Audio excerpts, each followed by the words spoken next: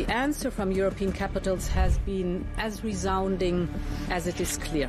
We are in an era of rearmament to respond to the short-term urgency to act and to support Ukraine, but also to address the long-term need to take on more responsibility for our own European security.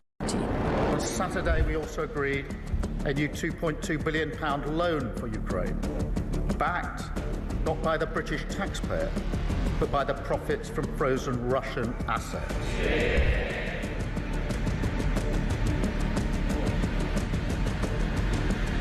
It is my pleasure to bring from His Majesty the King a letter. He sends his best wishes and his regards, of course, but he also asked me to bear this letter and bring it to you.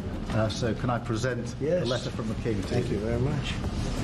Am I supposed to read it right now? Yeah, please do. I will do. I've got to tell him what your reaction is, so I need to know. I need to know. He is a great gentleman. A great, great gentleman. He said he thinks the war's going to go on for a long time, and he better not be right. Well, I just think you should be more appreciative, because this country has stuck with them through thick and thin. We've given them much more than Europe, and Europe should have given more than us, because as you know, that's right there, that's the border. What kind of diplomacy, JD, you are speaking about? What do you mean? I'm talking about the kind of diplomacy that's going to end the destruction of your country. Yes, but if you Mr. are not President, Mr. President, with respect, I think it's disrespectful for you to come into the Oval Office and try to litigate this in front of the American media. You're gambling with the lives of millions of people. You're gambling with World War III. You're gambling with World War III.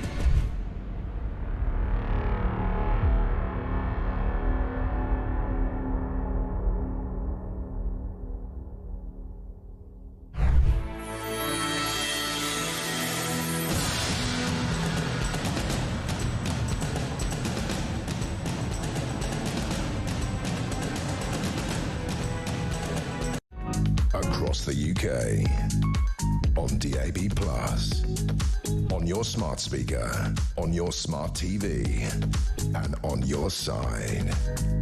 This is Talk.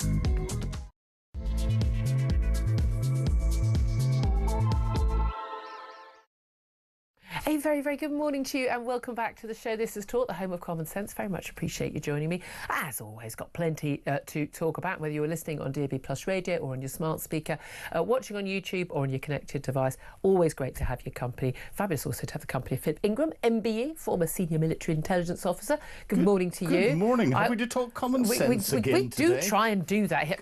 Good God. Someone in this country's got to. I tell you where there isn't any common sense at the moment, and that turns out in official data. A new report suggests that cancer referrals have been missed, previous convictions overlooked, because biological sex has basically been erased from official data on health, crime and education. That's what a new review has found. So when you record someone's gender identity as opposed to what they actually are, not what they think they are, you create problems. We want to talk about that. I'd love to hear your thoughts on all of that. Plus, we're going to talk about Ukraine. Always good to have Philip Ingram in on that. But Donald Trump has offered to take ownership of Ukrainian power plants to protect, he says, the country against further Russian attacks. But is that really what is going on? He states that American ownership would be the best protection.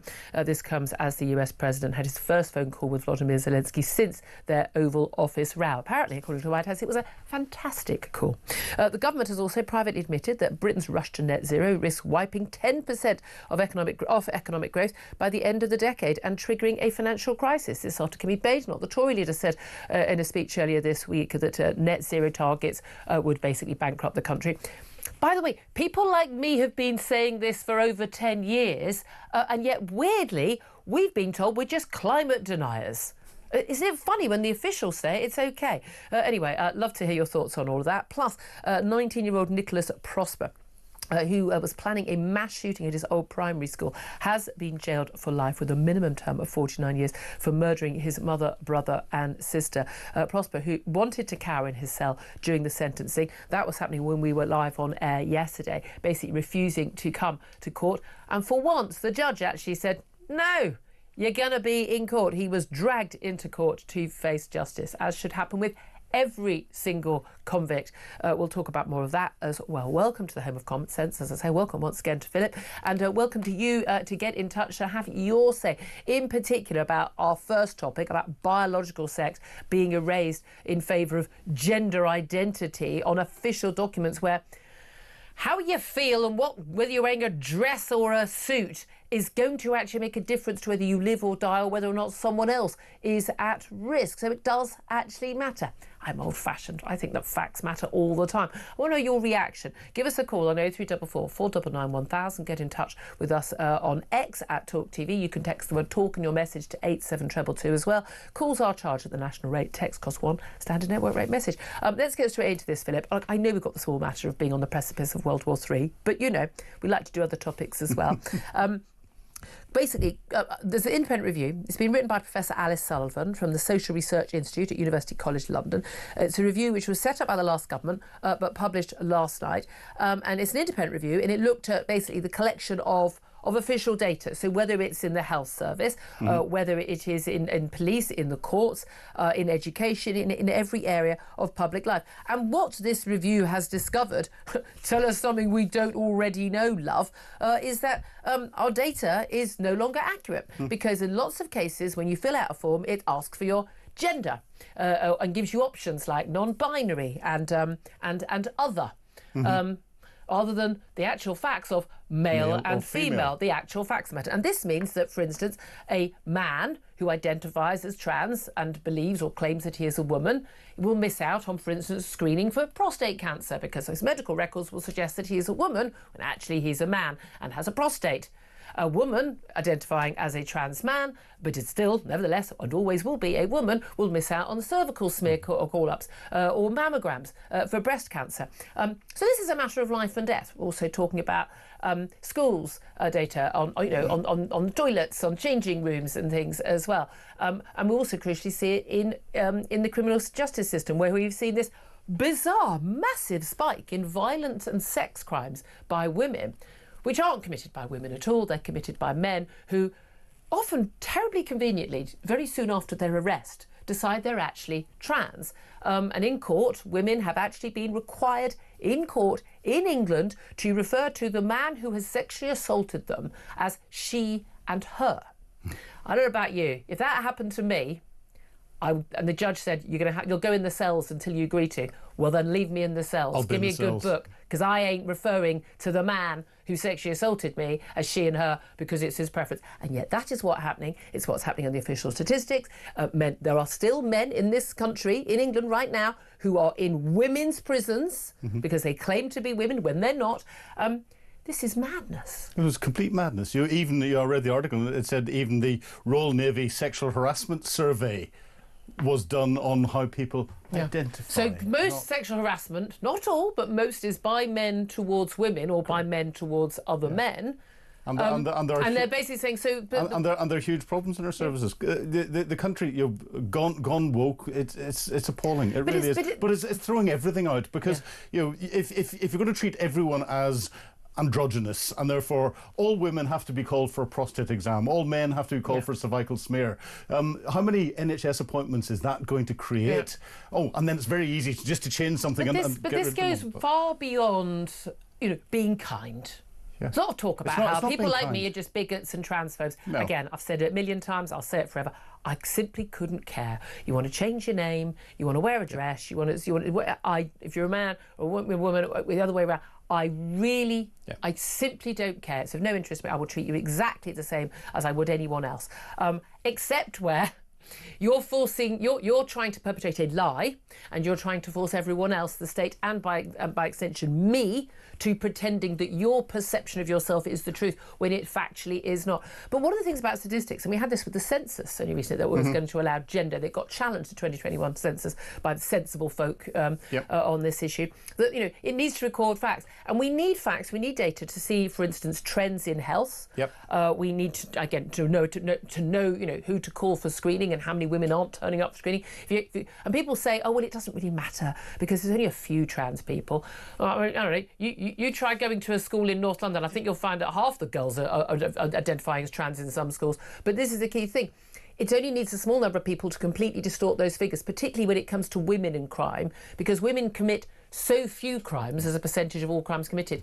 If you actually have some women, a few women's crimes recorded, which are actually men's crimes, and those are added on, you see a doubling of the crime stats in some crimes. And by the way, a very large increase in the number of rapes committed by women, given that you need a penis to commit a rape in this country. Legally. A bit bizarre that women can actually do that. Yeah, well, it's crazy, but we're talking of a minute percentage of the population. Why it's taking so much airtime, why do we talk about time, this? and why it's seen as something that has to influence what the vast majority of the country does, when the vast majority are completely respectful for how someone wants to dress, how they want to identify themselves, but not have a biological lie rammed down their throat.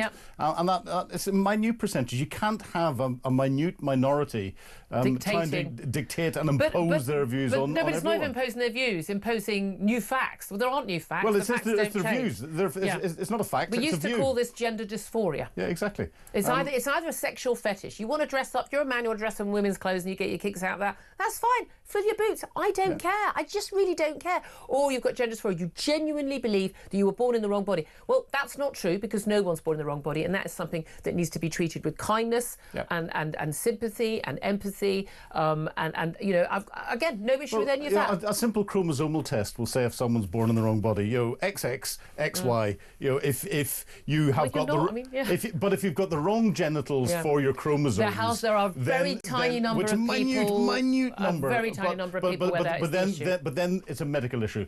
If it's not, then it's an identity issue. It's I'm amazed by how issue. often, things like, you sign up to the library and the local library is asking you your gender and, all these non-binary other... I went having an eye test, I remember about a year ago, and I scribbled all over the form very crossly, why are you asking for my gender with other as a preference? Why does it matter? I mean, I don't know. Is there a difference between men and women's eyes in that respect? I doubt it.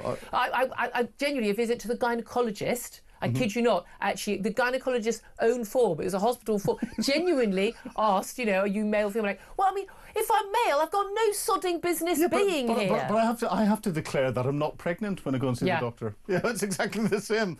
Yeah, but these I get asked that. I remember being asked that at the dentist, and it's like, chance of being a fine thing, man. Well, I got that at the dentist. I wrote yes one day. They didn't notice. But there's at least but also you don't want to be in a situation where, asking a woman, and women are funny about their age and weight and things. Exactly. My God, one of the things I absolutely love on public transport in London is the baby on board badge. Exactly. So you're not worried to offering your seat up to a woman just because you think she's pregnant. Yeah, I mean, I've made that mistake once in congratulating someone in a bus queue. Fatal mistake. You only ever do that as a man once in your life. Oh my God. Let's just make that the phone in. But there we are, that would be fun.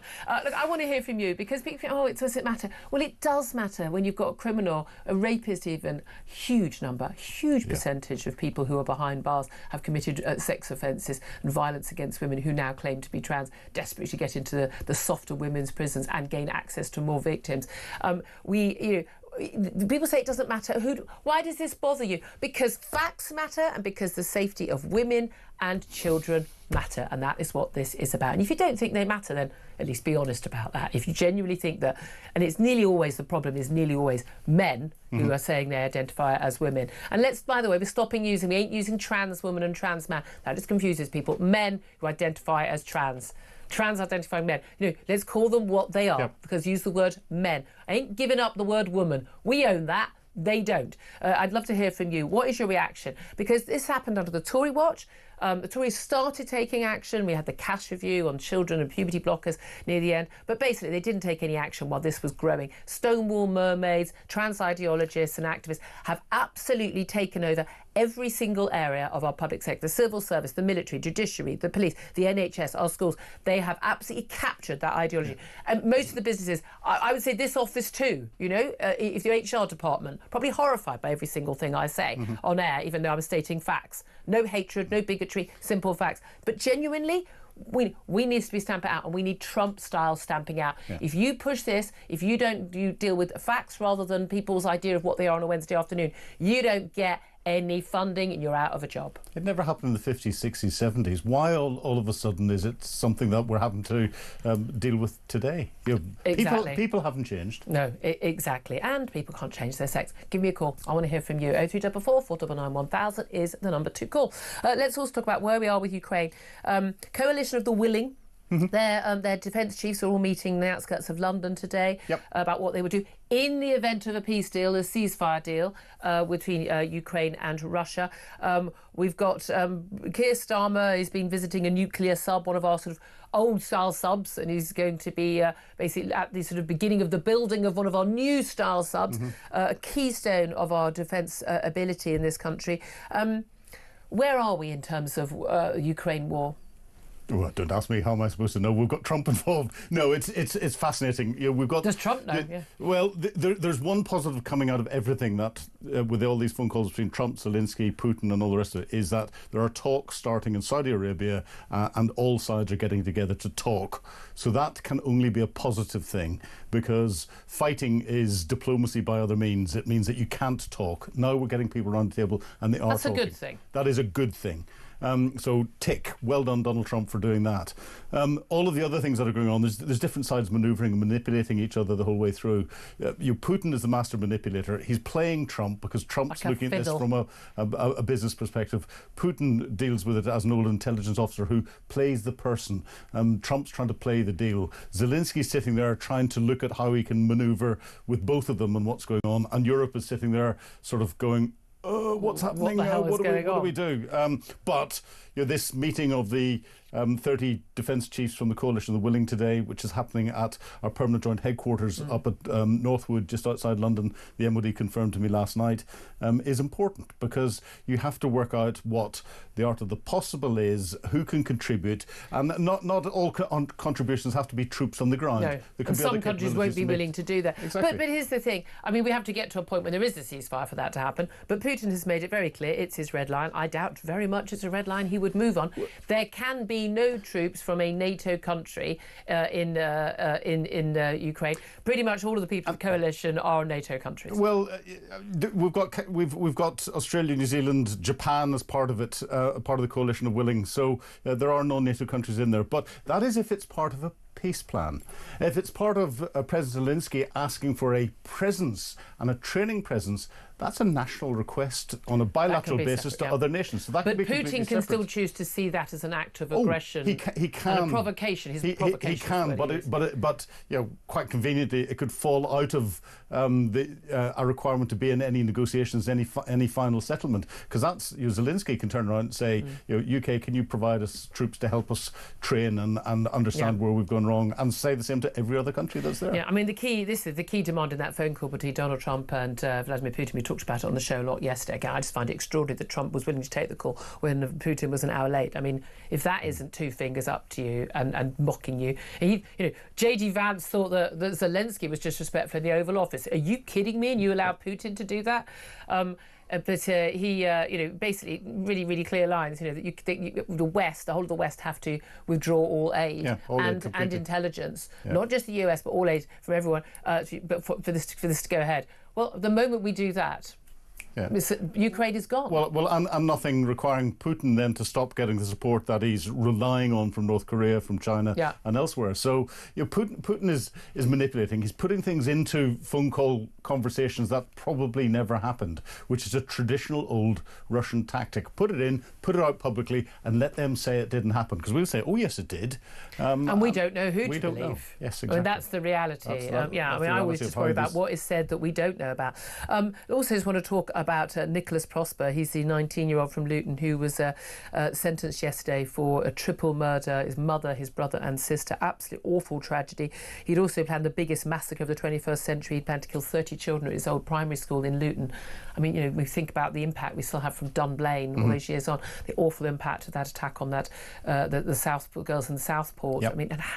I mean, awful that we lost 3 girls there, but we could have been so many more. Yep. There were 20-odd kids there, many of whom were stabbed. He basically, yet another young man, spending his time in his bedroom looking at the sickest, most awful, most foul, horrible violence, obsessed with it. one good thing was that he was dragged into court to face justice, unlike, Carl Clifford, the crossbow killer, and others who've been allowed to not actually face the moment in court. You're a convicted killer. As I said yesterday, and I've said before, I will drag you myself up the stairs, kicking and screaming. We'll put a gag on you if you're going to scream and shout. You're going to be in court to hear your sentencing and the victim impact statements and the like. But I'm worried. How many of these people have we got?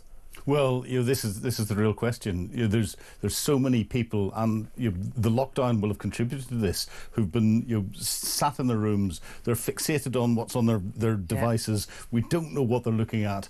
The social media companies aren't policing what's actually going not just onto their platforms, but it would be easy for them to police what users are seeing, what of the really nasty and horrible stuff that's there. A lot of it is on the dark web. This stuff even wasn't on the dark web. A lot of it isn't on the dark web. People use that as a defence, and actually the dark web is relatively easy to get to and is probably more easily monitored. People don't realise you access the dark web through the onion ring router. The onion ring router was developed by US naval intelligence. Right. The US intelligence agencies never give people access without them having some form of visibility. You don't. Yes, be warned. Be warned. I mean, well, that really ties in with what Gareth Southgate has warned about men and boys needing role models, better role models. He gave the BBC Reith lecture last night, and we'll come on to more detail on that. But boys needing role models in real life, rather than the people, the Andrew Tates and others they're looking at online. And I think most people are just totally unaware, most parents, of what their kids are seeing online, boys and girls. Well, yes, but role models traditionally were your parents, your immediate relatives that are around there. Your sports coach. Your sports coach, your teachers, your friends' parents within society. Then it became pop stars and footballers. It all became a community. Then became but these influencers who then you get onto the reality television, and this is where it starts to fall apart, and then it gets into more detail online. I'm just as worried about women's role models, because people who think that these Kardashian people are people even worth paying remote attention to. How that can be on the television, I do not know, in a society which says that there are equal rights and we should not objectify people. But it's those the women. Programs are about but the women are obsessed with objectifying other women. That's what a lot of women do. But then why do they complain about being objectified? The two standards in society. I know, exactly. It's quite bizarre. I mean, a lot of those programmes. I'd love to hear from you on all of the topics we are talking about, the biological sex being erased, and how important, how important it is to be. We can be respectful and kind, but we also need to care about facts. Talking about Ukraine. Also, I mean, Nicholas Prosper actually being dragged into court. Fair play to that judge after we were on air yesterday doing that. I'd love to hear all your thoughts on that. And Gareth Southgate and role models as well, particularly if you've got sons, or maybe when you were younger, boys or girls, the role models you had. Do give us a call. 0344 499 1000 is the number. This is Talk. We are the home of common sense.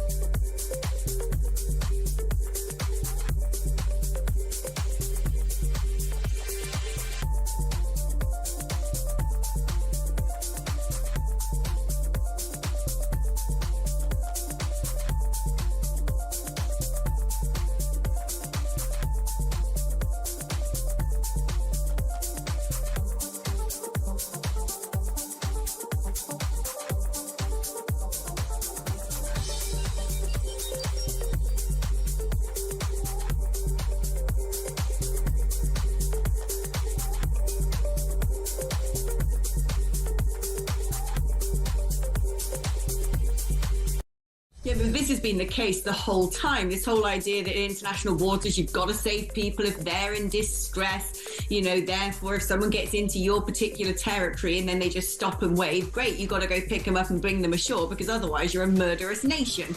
But, you know, these people choose to get in dodgy boats and break into a country. It's a bit like saying if I go sit in the middle of the motorway, everyone's got to stop and come and rescue me. I mean, you kind of hope cars would swerve out of the way, but how many more times can we do this?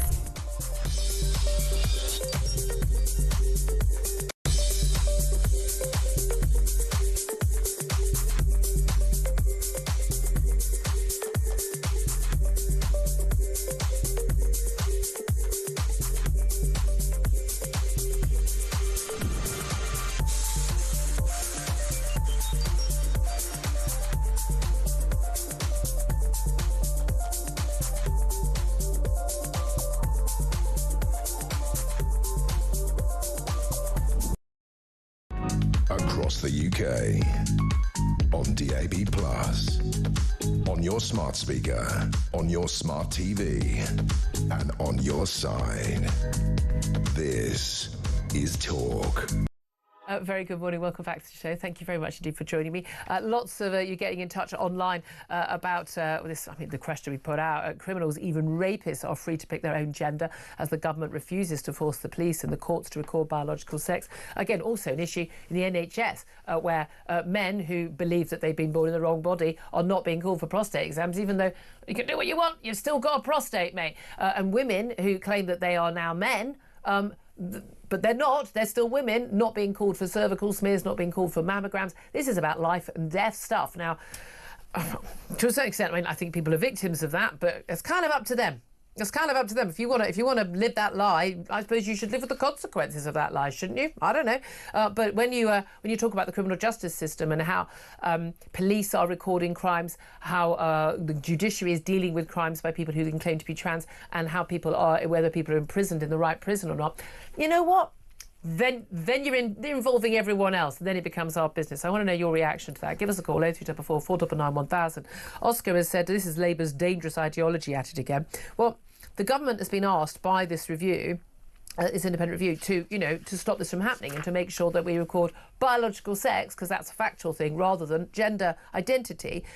Labour refusing. But let's be honest, the Tories didn't do anything about this either. Kevin says things will never get back to normal until we vote the woke uni party out. Brian says, well, this is going to end well, isn't it? Two-tier Keir is never in the country. When he is, he can't even make a solid decision.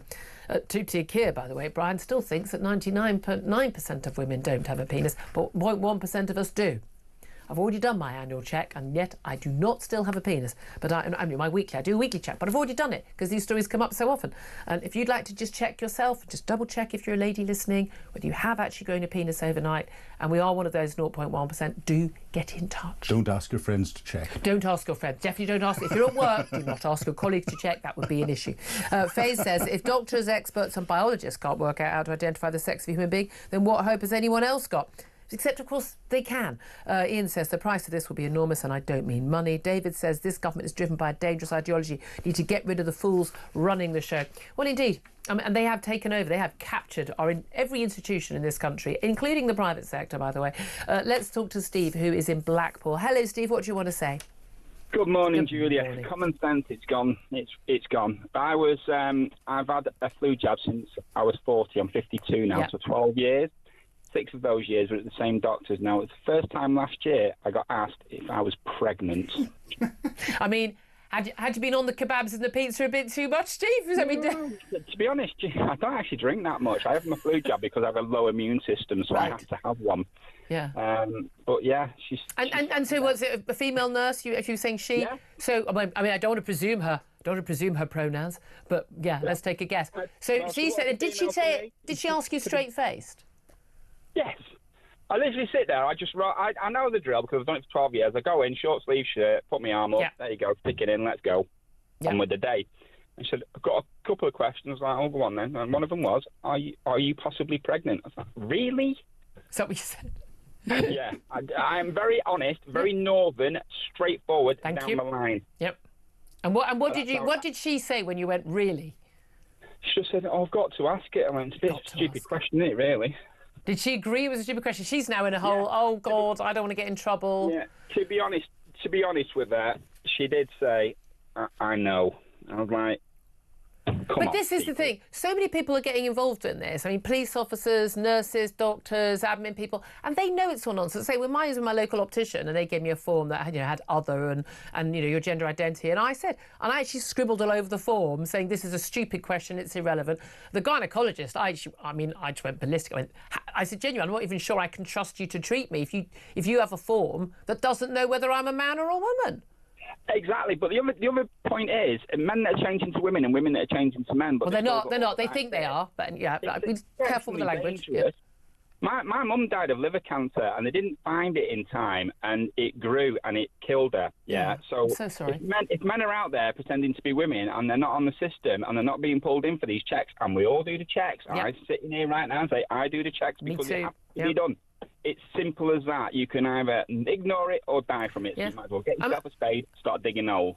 Absolutely. I just find it absolutely true. And almost by definition, if someone says they're trans, are they not admitting that they are biologically what, they might... And again, if you think in your soul that you are a woman, you're born a man, you're born a woman, I mean, again, you're free to think that. You can think you're a unicorn. It doesn't make any difference to me. That's fine. But it doesn't change the reality that the rest of us and the state and our public institutions have to deal with. Exactly. And at the end of the day, if you want to walk out in a dress or in a suit or whatever the case may be, whichever you are, at the end of the day, when you get in your house, you are still a bloke or you are still a woman and you still have the same issues as every other male or female in the land. Get it seen to. Stop ignoring it because it will be your death sentence. Absolutely. Couldn't agree with you more. Steve in Blackpool, thank you very much indeed. Philip Ingram, I mean, as you said, you've been asked, if you were pregnant. And it is nonsense, this stuff, isn't it? It's all about we don't want to offend people. Why would it offend people? I mean, surely if you're going to see a doctor, someone should flag up, oh, I'm trans. But then you're in that whole situation where people are, you're not allowed to dead name. You mustn't dead name someone. So you have to, the whole state and the whole country, we all have to pretend that someone was not what they previously were. But that's been an issue for criminals, which is that people basically give a different identity, they get different names. We've seen doctors who can have their previous GMC registration completely erased, even if there have been complaints about them. This is your reality. You are the same person. And the majority of the people are being forced to suffer because a very small minority want to be so firm about something that is just a biological fact. I don't even think most people who identify as trans agree with any of this. I think most people I've met who trans think that the whole thing has just been very damaging to them and actually has caused a backlash, which there shouldn't have been. I'd love to hear your thoughts on this. Do get in touch. 0344 499 1000. Coming up in just a few moments, we are going to be talking more about all this, and we'll talk about Ukraine and the mad dash to net zero, which again another document telling us that it's actually going to cost us money, not make us richer. I know, I'm as surprised as you are. But first, it is time to find out how you could be in with a chance of winning Oasis tickets at Wembley, plus £10,000 this summer. How do you fancy winning tickets to the hottest gig of the century? Here at Talk, we're giving you the chance to bag yourself a pair of tickets to Oasis at Wembley this summer. Plus, we're giving away a whopping 10 grand and putting you up for the weekend in a London hotel. All you need to do is text the word prize to 83338 and you're in the draw. Alternatively, you can enter by post. Once again, all you need to do is text the word prize to 83338 or you can enter by post. Good luck.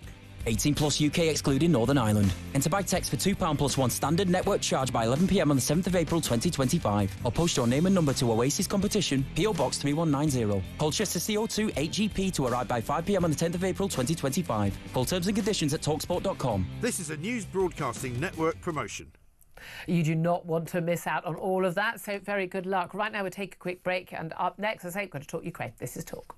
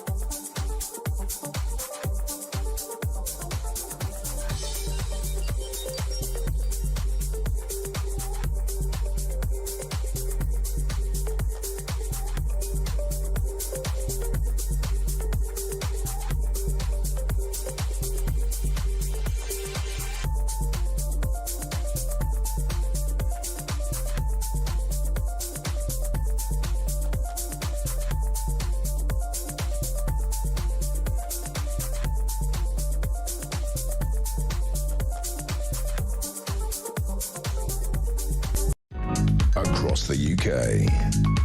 On DAB+, on your smart speaker, on your smart TV, and on your side.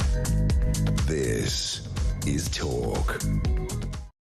Very good morning. Welcome back to the show. 10:36 is the time. Philip Ingram is still with me. I can't wait to get your thoughts on what our next guest has to say. I'm delighted to welcome Conservative MP, former Foreign Secretary, former Home Secretary, former Tory leadership candidate, James Cleverly, back to the show. A very good morning to you, sir. Julia, good morning. How are you? Thank you. Very well indeed. Thank you for joining us. We've got a lot to talk about, so let's get straight to it. I mean, certainly particularly, with your ex-Foreign Secretary hat on, in terms of Ukraine and the latest where we are there in terms of, apparently, according to the White House, a fantastic phone call between Donald Trump and Zelensky. Certainly a less fantastic call between Donald Trump and Vladimir Putin earlier in the week. What hopes do you have as the defence chiefs of the coalition of the willing, the 30 countries who say they would be willing to take part in peacekeeping process if there were a ceasefire?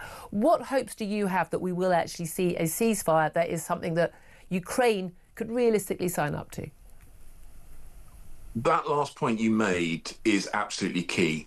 Whatever agreement is reached, it has got to be something that works for the Ukrainians. I have always said it would be completely inappropriate and frankly unsustainable for a peace agreement to be imposed upon the Ukrainians.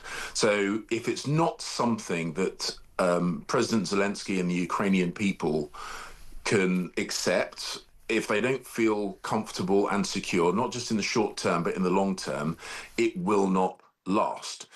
And I think that making sure that Vladimir Putin doesn't use this as a chance to rearm, to re-equip, to recruit new troops is absolutely key.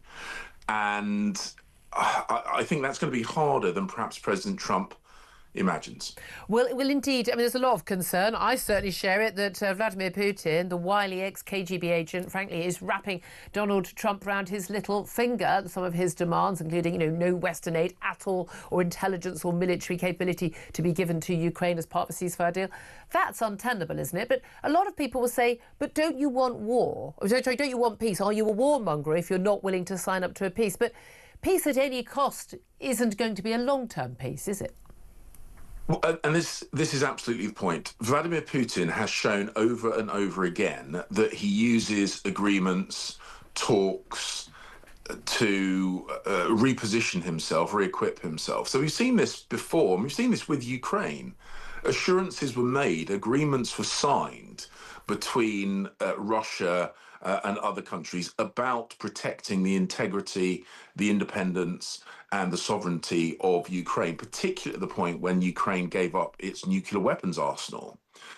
And if those agreements are not honoured, and they weren't, why should we be so keen to sign up to new ones? I think we need to be, if not cynical, but certainly very, very cautious. Vladimir Putin has got form on this. Yeah. And so that's why an agreement is going to have to be enforceable. And that's why I think it's right that Keir Starmer and other European leaders and beyond are talking seriously about what peace enforcement would look like. But of course, an awful lot of this involves our ability to actually enforce and to be act as a deterrent of some sort to Vladimir Putin. And the reality is, you know as well as I do, that actually we haven't been building up our military to the right extent. The Tories were too slow on that, as pretty much every other European country were.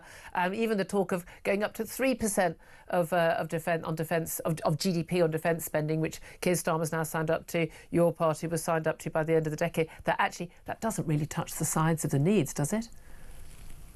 Well, we've got to look at the credible upper limit at what we can do. It would be very, very easy for me and others to suggest we need to go back to Cold War levels of defence spending. So we are 8%, not, wasn't it? Yeah, we are not geared up for that. I don't think the British people would accept that. But there are some things that we could do pretty much immediately, certainly in the next couple of years, not 5, 6, 7, 8, 10 years, the next couple of years, to get ourselves in a much better place.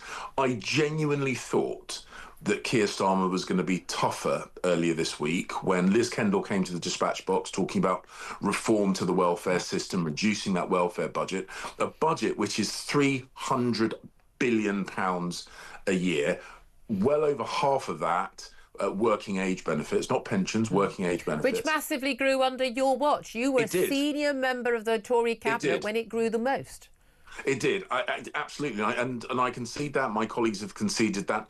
That is in very large part in response to COVID, but those COVID years are behind us now, and we need to get that budget back under control. And I genuinely thought the Labour government were going to do that, and I genuinely thought they were going to allocate some of the savings to defence. Yeah. They failed to do so. But if we did do that, if they did that, then actually we could start replenishing our ammunition stocks. We could start repairing and refurbishing our service accommodation. That would help with retention. Yeah. And we could actually do a big shake-up of the recruitment administration, which has been too slow and hampers people joining. Yeah. Those three things alone would be a game changer. We should probably also start making sure we just, train and hire the best jet pilots, fighter pilots, rather than worrying whether they're trans or black or women or gay or anything else, which is what the military's been doing. Which brings us on to another topic. Front page, a lot of the papers today. A new report commissioned under the last Conservative government, reporting today by Professor Alice Sullivan from the Social Research Institute, University College London. Basically, it's revealed that when it comes to pretty much every institution in this country, but particularly in police, in criminal justice, in the NHS as well, basically people are allowed to pick their gender as opposed to declare their actual biological sex, the reality of what they are. And this is having an impact in the courts, it's having an impact in crime stats, having an impact in health treatments and the like. Again, this is another thing that happened under your Tory party watch, grew exponentially. It's now it's an ideology that is basically controlling pretty much every public institution, from schools to hospitals to the police to the judiciary. Why did that happen? I've spoken to you enough times on and off the record. I don't think that you believe any of this stuff to be true. I'm sure you're very kind and respectful to someone who say they are trans, but why was this allowed to happen under the Tories? I think this is something which has moved incredibly quickly. 5 years ago, Julia, and you've interviewed me, and as you say, we've spoken both in a work capacity and in a private capacity more times than I think either of us would be able to count. And I think we would both concede that this is something which has changed incredibly quickly. Whilst there have been trans people in society for decades, centuries perhaps, this change has happened incredibly quickly, and we are now sprinting to keep up. As you say, this report was commissioned under a Conservative government, and thank you for saying what you said about me, and I'm very proud of the fact that I've always been a live and let live Conservative, always respected the freedom and choices of individuals. It's why I'm a Conservative, that respect for the individual. But if we get sloppy and inaccurate with the use of language and the use of data, it means a whole load of statistics which underpin good decision-making and good governance become a nonsense. And it's not impolite or unfair or misgendering to say we need to know your chromosomal sex, because without that there are a whole load of decisions about future health policy, for example, which become impossible. And I think that's one of the things where we have to rebalance the conversation. And it's not about being nasty. It's not about being aggressive. It's not about trying to... No, but it's not about rebalancing the conversation. It's about saying, no, we're only interested in the fact. It's totally irrelevant, when whether or not I think I'm a man or I think I'm a woman, whether or not I need a cervical smear or a mammogram or not. It's just totally irrelevant. It's not... That's as relevant as me saying my favourite colour is pink. Yeah, and look, and this is the point I'm saying, is that if people want to live their lives in a way that makes that fulfills them and harms no one else, then I've always and will always be supportive of that. But it does matter. These statistics are gathered for a reason. But this happened under your watch. Did you ever speak up about this in Cabinet? Did you ever say, this can't be allowed? Why are there two men in prison right now claiming to be trans women, claiming to be what they are not? They're in prison in England right now. Well, Kemi particularly, but many of us had conversations about this both publicly and privately. Kemi got a huge amount of vitriol directed at her because she stood her ground on this as the voice for many people within the Conservative Party. So we're recognising that, as I say, respect for individual choices is key, but also so is talking about facts rather than opinions. All right. And look, this has moved quickly. We are seeking to catch up on this, but it does mean we have to be grown up about the fact that this isn't about trying to be rude or intrusive or nasty or vindictive. It's just about trying to get facts upon which we can make decisions. It hasn't moved that quickly. I can remember being on air in 2016 talking about this. But there we are. Just finally, I want to talk to you just briefly. Net zero. Kemi Badenoch made a speech earlier this week basically saying net zero would bankrupt us. It was unachievable and impossible. There's certainly this randomly plucked date of 2050. A new report within this government, a private report, has revealed that the rush to net zero risks wiping 10% of economic growth by the end of the decade and could trigger a financial crash. We've always been told that net zero will deliver bountiful jobs and plentiful economic benefits. People like me, again, have been saying for years, no, it doesn't. The numbers simply don't add up. It won't do that. Do you agree with Kemi Badenoch and indeed this government private report that actually net zero is a disaster? We've got to make sure that the UK stays at the cutting edge of technological advancement. If we can get the world to move away from, the whole world to move away from hydrocarbon energy and towards the kind of energy technologies that we've been developing in the UK, offshore wind, we're a world leader. We've got some fantastic battery technology research happening in universities in the UK. If we can use it as competitive advantage, and I believe we can, then a movement away from hydrocarbon economies is a good thing. However, that does not mean that we should hobble ourselves by self-imposed targets which limit our ability to utilise our own hydrocarbon field. So we're importing it from elsewhere, leaving us vulnerable, as we saw when Russia invaded Ukraine. These two things are not mutually exclusive. Kemi's absolutely right. Did you speak up about this? Did you speak up about this in Cabinet? I did. Look, I'm not going to go into details of what we said in Cabinet. But I'm just saying it's really interesting. Robert Jenrick changed his tune halfway through his leadership campaign. You were still in favour of net zero when you were running for Tory leader. So was Kemi Badenoch. She's changed her tune. None of the facts have changed in the last few months. None of the facts have changed in the last couple of years even. And yet suddenly everyone's going, oh, maybe these things are bad. You guys, I mean, Theresa May is responsible mostly, signed us up to this madness. It's cost us a fortune. It's made us energy insecure. It's made our defences less secure. China, Putin and everyone are laughing at us. I just find it really strange that everyone's saying, oh, well, Julia, now I realise. No. I have not changed my tune one iota. You still think it's a good idea to move to solar and wind power? So what I'm saying now is what I said during my leadership campaign is what I said when I was in government, which is, in the same way the UK became a globally powerful country because we got ahead of the curve in the steam age and the Industrial Revolution, we missed the boat with regard to the kind of the tech revolution. We had some early computing, we invented the World Wide Web, and then we got overtaken by America. The point I'm saying is the UK has still got hydrocarbon resources that we should be utilising, but we've also got some of the best brains in the world, and we should be making sure that we're taking advantage of what I think is inevitable ultimately, which is a move towards other forms of energy generation. Right. They're not mutually exclusive. We should do both, and that's always been my position. Thank you for clarifying. James Cleverly, pleasure to speak to you. Former Foreign Secretary, former Home Secretary, of course, still a Tory MP. Thank you for that. Very brief word from Philip Ingram. Do you want to talk about net zero or Ukraine? All of it. Very quickly. There's one thing that you look at from an intelligence perspective, and it's patterns. And there's patterns: militant trans ideology, militant net zero ideology, militant minority pro-Palestinian, pro-everything thing. BLM. Exactly. All of this is being stirred by external influences that are utilising social media. Because they know it weakens us. Because they know it weakens us. We need to wake up to this fact. This is why we have him on the show. He knows his stuff. 10:50 is the time. I'd love to hear your response to all of that. 0344 499 1000. Up next, going to talk to former Detective Chief Inspector about the triple murderer finally being dragged into court to hear his sentencing. And criminals free to choose their own gender. This is Talk, the home of common sense.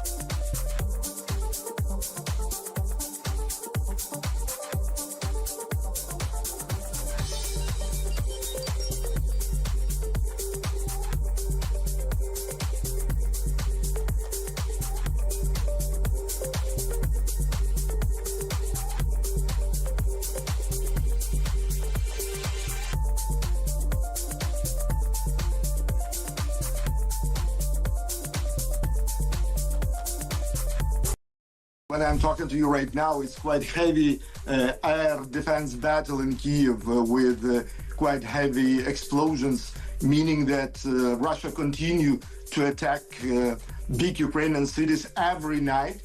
It is happening non-stop for many, many, many months. So they are attacking us with kamikaze drones. And to remind you, each Russian kamikaze drones is from 60 to 80 kilograms of explosive materials, and drones like that can destroy a private house easily.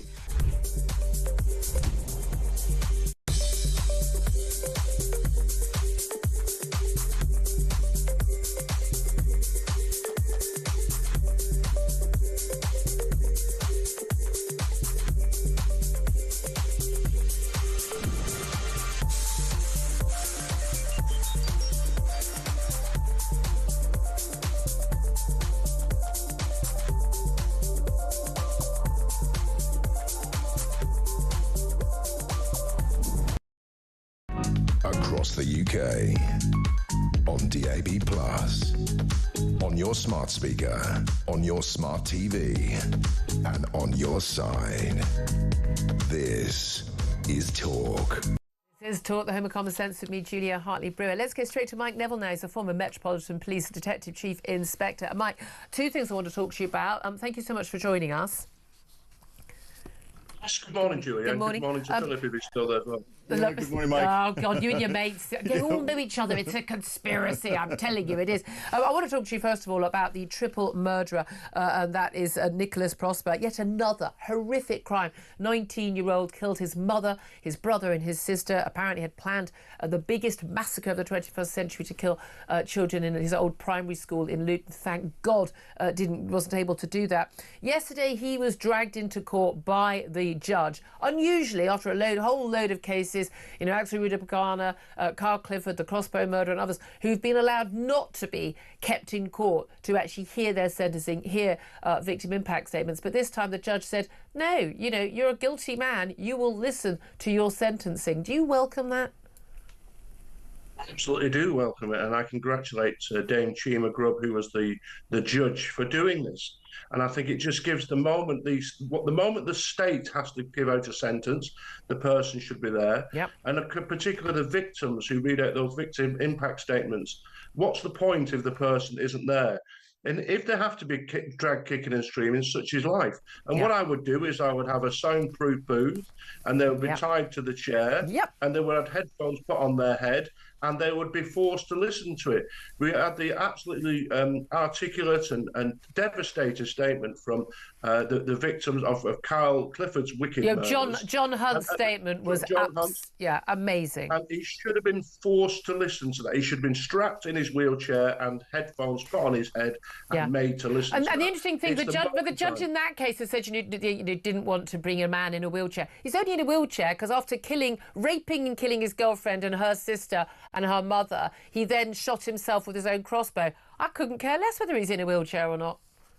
I agree. And what would have happened in the past? I've never known this when I was a senior officer. If a judge told somebody to come up, the prison officers would have been big and burly fellas, a bit like a bit younger versions of me and Philip, I suppose, who would have said you either walk up those stairs or we carry you up those stairs. And the carrying would have been very, very painful because you'd been knocked into all sorts of and again, you no longer have the freedom to make those decisions because you're a guilty man. It is extraordinary. I mean, I hope this is going to change. I mean, there was supposed to be a change in the law, but too many soft judges, as we know. And what do you make again? I mean, the judges and the police officers who for some bizarre reason think it's okay for people who are criminals or criminal suspects to choose their own gender as opposed to having to give their biological sex. We've seen crimes, even the crime of rape, being recorded, even though it's impossible for a woman to commit rape in England because you have to have a penis to commit rape, being recorded as female because someone claims they identify as female. Nearly always sex criminals who do this, by the way. But also judges forcing even victims of sexual assault to refer to the defender, their attacker, as she and her. Well, it's absolutely wicked, isn't it? The first thing, my concern, is the victim being forced to do that. They live in this like Alice in Wonderland world where it's a woman who's actually raped you. Yeah. And then, of course, as you've alluded to, that the crime, the law, is gender specific.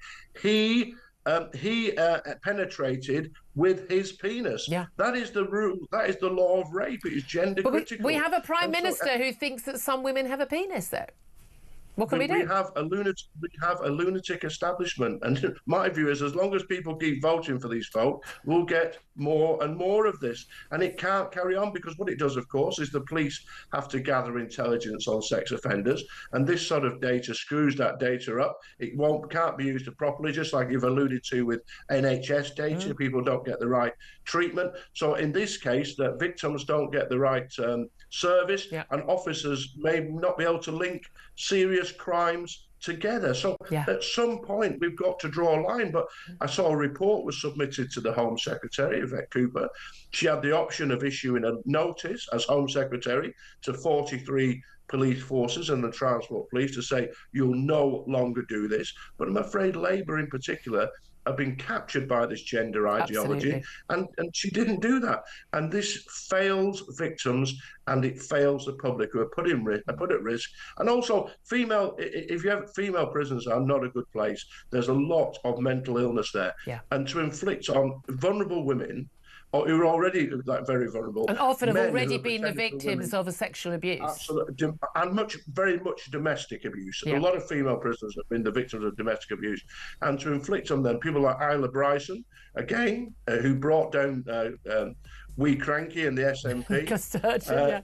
To a double rapist claiming to be a woman. I mean, he actually had his bulge in his leggings, didn't he, with a wig on? I mean, it was so laughable, such an insult to women. I have to say, Mike Neville, always good to talk to you. I wish he wasn't a former Met Police DCI. I wish he was a current one, banging a little bit of sense into these people. But again, these institutions have been absolutely captured by this ideology, and so has the government. Tories were pretty bad. This lot were even worse. I'd love to hear your thoughts. 0344 499 1000 is the number to call. This is Talk, Home of Common Sense.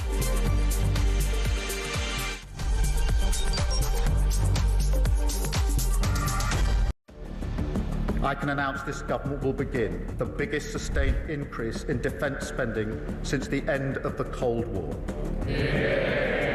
We will deliver our commitment to spend 2.5% of GDP on defence, but we will bring it forward so we reach that level in 2027. The answer from European capitals has been as resounding as it is clear. We are in an era of rearmament to respond to the short-term urgency to act and to support Ukraine, but also to address the long-term need to take on more responsibility for our own European security. On Saturday, we also agreed a new £2.2 billion loan for Ukraine, backed not by the British taxpayer, but by the profits from frozen Russian assets.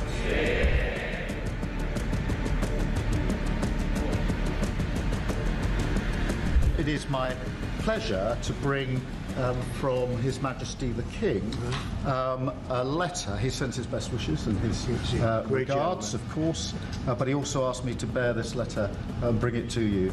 So can I present the letter from the King to Thank you very much. Am I supposed to read it right now? Yeah, please do.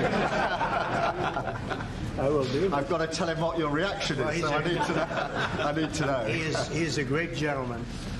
A great gentleman. He said he thinks the war's going to go on for a long time, and he better not be right. Well, I just think he should be more appreciative, because this country has stuck with them through thick and thin. We've given them much more than Europe, and Europe should have given more than us, because, as you know, that's right there, that's the border. What kind of diplomacy, JD, you are speaking about? What do you mean? I'm talking about the kind of diplomacy that's going to end the destruction of your country. Yes, but if you are not strong... Mr. President, with respect, I think it's disrespectful for you to come into the Oval Office and try to litigate this in front of the American media. You're gambling with the lives of millions of people. You're gambling with World War III. You're gambling with World War III.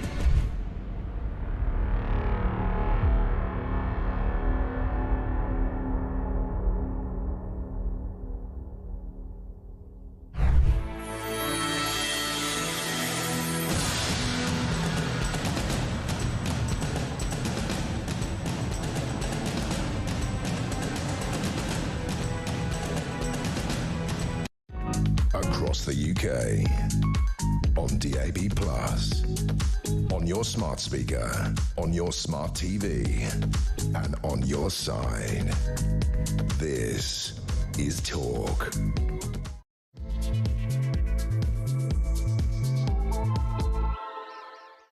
A very good morning. Welcome back to the show. This is Talk, the home of common sense, with me, Julia Hartley-Brewer. Thank you very much indeed for joining us, whether it's on DAB Plus radio, on your smart speaker, watching on YouTube, on your connected device. Always great to have your company. Fabulous also to still have the company of Philip Ingram, MBE, former senior military intelligence officer, who we've established once again knows all of our other guests through a past life.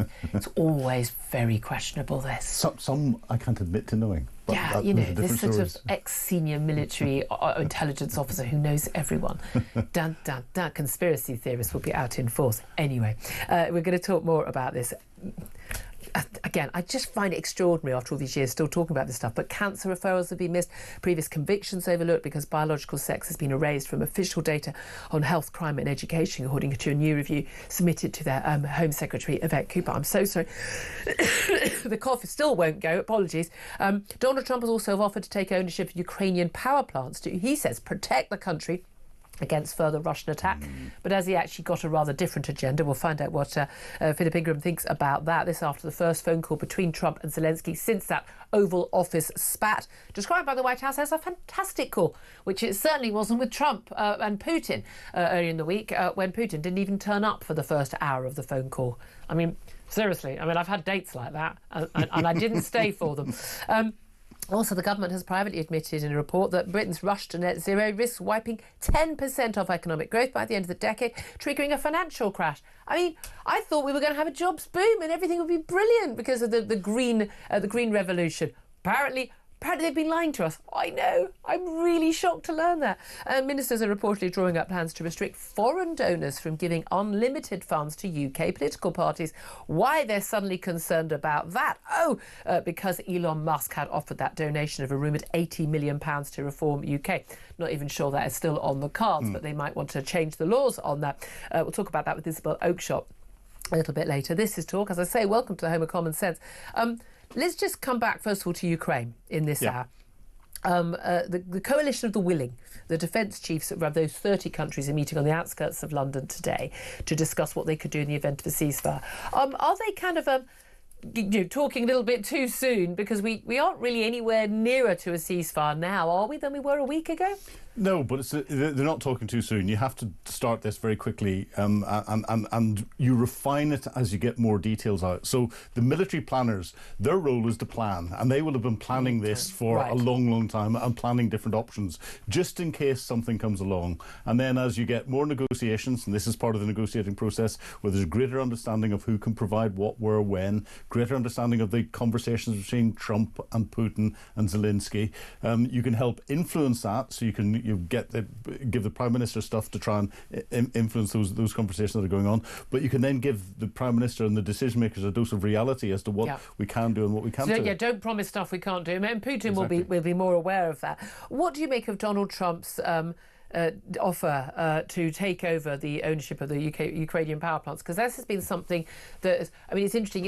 It's energy and power plants, things that Putin did ostensibly agree to. There would be a ceasefire at that, not air, sea and everything, but just the energy production. Well, of course, that massively protects and helps Russia more than it does Ukraine, because there's long-range airstrikes from Ukraine on Russian oil depots and that. But when it comes to the nuclear power plants, what's going on there? Well, it's very interesting indeed, and the Americans have said they've moved on from the mining issue of the rare earth metals. The nuclear power plants, there's two things. They power Ukraine. They also power the parts of Ukraine that Russia occupies, but the waste product from those nuclear power plants is what can be refined into fissile material for nuclear weapons. Aha! And part of the conversation between Trump and Putin was getting an undertaking that Iran was not going to be provided with the capability to annihilate Israel. So that was Trump saying to Putin, don't you dare give Iran a nuclear warhead and everything else. Now, this could be you building up on some of the discussions that have been going on across Europe and in Ukraine Ukraine beforehand, where some Ukrainian politicians, and I think Zelensky, I'm not 100% certain, turned around and said maybe we should acquire nuclear weapons because again. Of course they originally gave up lots Correct. of nuclear weapons were in Ukraine because of its proximity to Europe, and they were given up back in, was it 1994? Yeah, it was a long back in the 90s. And that was a deal, and there was a deal which was in return for giving those weapons up and back to Russia. Russia, Britain and America would guarantee Ukraine's borders. The Russian missile technology and the Russian nuclear warhead technology was created by Ukrainian engineers. So they do have the expertise, they have the knowledge, or whether those people are still in existence, but that's a different matter indeed. It's very interesting also the British arms industry has been blocked from taking part in this 150 billion euro EU defence fund. There's been a lot of people up in arms about that, given that we're supposed to be helping, along with France, leading this coalition of the willing. You think this isn't quite as significant as people are saying? It's not, and it's not a defence fund. It's a fund that people can apply for a loan from. So if you look at Germany's approach, you're still in the EU, one of the leading economies in the EU. They have changed their They've changed the constitution to allow Germany to borrow more money so that they can fund their access to arms, their arms industry, from within Germany's own economy. This is aimed at, I think, those countries and possibly industries that might need something to back them up. But don't we want them at least? One of the things that Putin has got to his benefit, which is that he's got 40% of government spending in Russia now on the military effort, but actually that's the only thing keeping his economy going at the moment. Even Keir Starmer has said, actually, if we do boost defence spending, if a lot of that goes in Britain, that will actually be good for our economy. But if we're not getting help from this fund, not help from it, but if we're not able to... Most of the European defence industries have got multiple outlets, and they're not just based in one country. So we take the French company Thales, for example.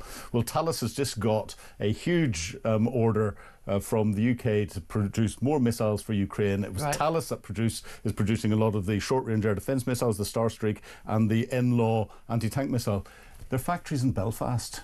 Right. It's coming into the United Kingdom. And actually, this would help Northern Ireland with what we've got with the EU, non-EU elements of what's going on in Northern Ireland. So there's so much in there. There's a lot being made of it for political capital from an anti-EU perspective. But actually, we're not in a position where we need to access it. That's not a problem. OK, that's reassuring. And what do you make of Keir Starmer appearing on a nuclear sub today and going to the laying of a keel of the next generation of nuclear subs? A huge percentage of our very small spending in relative terms on defence is actually on our nuclear capability. It protects not just us, but whole of Europe. Realistically, does it not? As we've done many times before. You're welcome. But how significant is that? I think it's very significant. It's sending a clear statement to Vladimir Putin. But again, it's something that the Prime Minister should do, because one of the first things a new Prime Minister has to do is to write a letter to the captains of these submarines to say, under these circumstances, this is what you're to do. This is if you don't hear the Radio 4 Today programme, Pips, it's kind of the giveaway, isn't it? If London has been attacked, you believe there's been... these are the reasons and these are the targets for what you're to do. It's an extraordinary letter to have. It is, and these submarines go out on long patrols. This is HMS Vanguard coming back from over 200 days of patrol. But it wasn't meant to be that long. It's just we didn't have another one to replace it. Well, we do, but they're getting old, and that's why he went to the laying of the keel for the laying of the keel is basically the first bit of the. It's like putting the traditional foundation stone in a building, which has got this was laid by such and such. So it's the rubber stamping of the building. It's funny actually. We've got a situation. We've got a Labour Prime Minister, and he's been making these benefit cuts, although they frankly don't barely add up to nothing in the big scheme of things. Talking about raising taxes, well, that's predictable with a Labour Prime Minister, and then discussing, talking about defence and sort of cozying up with Donald Trump. I think there must be an awful lot of Labour, more activists than voters, I think, because I think Labour voters are very similar to Conservative Reform and other voters in terms of, they want defence of their country. There's a reason why Jeremy Corbyn didn't get elected. If you're ashamed of your country, you don't believe in, the defence of our country and our flag, then people don't want to vote for you. But I think a lot of Labour activists, lots of Labour backbench MPs, very uncomfortable with this. Hugely uncomfortable. And just look at the roasting that Diane Abbott gave him. Not on this, but Diane Abbott gave him a real roasting. Does anyone really care? Even Diane Abbott, or what Diane Abbott says? No, but it's the fact that the mother of the house, this Corbynista who's been allowed back into the party. One's still standing. The last one's still standing, but there's still those individuals on the backbenches, and what the government is having to do at the minute is probably creating lots of little factions in the backbenches that are going to come back and bite them in the proverbial. Yeah, it's going to be very interesting, isn't it? It really is. I mean, it is interesting. The benefit claimants, we're told £5 billion in welfare savings. This is just nothing compared to where we are. Yeah. And again, even the government's own predictions of how much disability claims and incapacity claims, I mean, call them what they will, but that's what they are, sickness claims, when they're predicted to grow by 15 billion in the next few years. This is only going to cut 5 billion. Yeah. So today it's still going to grow by 10 billion pounds. And by the way, all of the predictions previously have always been way below what they have actually been. There's nothing also to stop benefit claimants being able to get subsidised top of the range cars. So you put your £7,000 down yourself and you can get a 50 grand motor on the Motability scheme, all paid for by us. By the way, then your MOT, you can get your driving lessons for free. I mean, I'm sorry, this stuff is abject madness. Well, it is, but again, a lot of this is being spun. And I got a message from a friend of mine today who is going through some very, very severe cancer treatment. Yep. He has worked the whole of his life all the way through PED. And these are the people we want to make sure get help. But because he's getting the help, he's entitled to the full element of PIP. And part of that, he says his take on it is he gets full PIP, which includes £300 per month Motability. He looked at using it to get a Golf like the one he's got at the moment, and there was an upfront payment, and that £300 per month would be deducted from his benefits. Yeah. If he wanted to get a BMW, yes, he theoretically can do that, but he has to put £3,000 up front, and then the costs get taken off his other benefits. Yes, but that's up front. But then he gets the other cost taken off his benefits. So it's not quite the same as you've been given it for free. He's losing the other benefits that he'd get in it. He said, look, he said, if I could have got a top of the range Beamer on the full entitlement of PIP, which I've got, I'd be driving it, mate. Yeah, I'm sorry. But there are lots of other people who have different entitlements depending on what they need. Otherwise, that wouldn't be happening. 1 in 6 new cars that are sold currently are under this Motability scheme in this country. We cannot have a country that is basically entirely disabled. We've got too many people who are entitled to. That's the issue. We need to make sure the right people are getting all the help that they need and not having to worry about putting the heating on if they're elderly or disabled or got a sick child or or going through cancer treatment and can't work. This is what a civilised country does. But again, it's amazing to see all the sort of the hand wringing that was going on in the House of Commons. Why would we have 1 million extra people? Have we uniquely among all Western countries been impacted by lockdown? Have we uniquely, in this generation, got so many more people who are apparently disabled and unable to work? And again, depression, anxiety, all of these other things, the ADHD, the autism, all of this. I mean, there was a stat about Oxford University, my alma mater, the other day, that 98% of those who applied claim to get extra time in exams, ADHD, get the extra time. You get 25% more time, a quarter more time than other students. We had a word for that in my day. Cheating. Yeah. Cheating. It's now the norm. My daughter is a highly academic selective school. You ain't in that school unless you can get straight A's. No one gets B's. They all get, honestly. And there are kids in that school who get, a huge number of kids who get extra time for exams. Yeah. I'm sorry, because of their learning issue. I mean, I think this is just abject nonsense. I'm sorry. And there are people who genuinely do have those difficulties and genuinely need help. But when other people claim it, and a lot of middle-class parents do this, they sort of just get little Jane and little Johnny, a little bit extra. It's called cheating. I just don't know how these people sleep at night. And again, benefits should be there for those that genuinely can't work through whatever conditions they've got and other sort of disabilities they've got. Or like my mate, who, for a short term to get through the illness because he's had to come out of work to get through the illness, and he will. And you shouldn't be destitute because of that. He will go back to work again and he's a net contributor in more ways than just financially. I couldn't agree with you more. Let's come back also to our leading story. The question I'm asking people about is this biological sex being erased from official data? This is a new report handed to the Home Secretary Yvette Cooper yesterday, and basically saying, look, official data, whether it was the census, whether it's on data in the NHS, whether it's data on crime crimes committed, on people arrested, on their gender status when they're in court or in prison, in schools, in every area of our life now. Often the documents that you're given ask your gender, allow non-binary.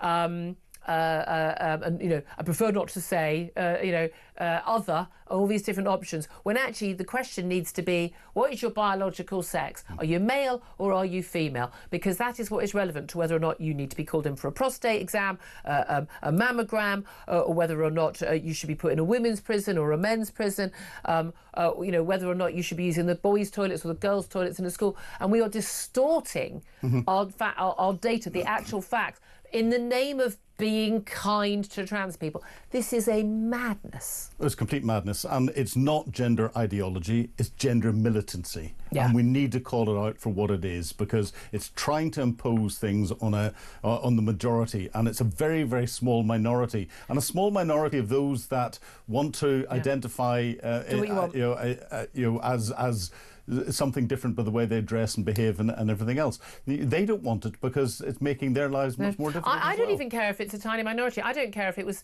1%, 5% or 80% of the country decided to change their gender identity. It still isn't true.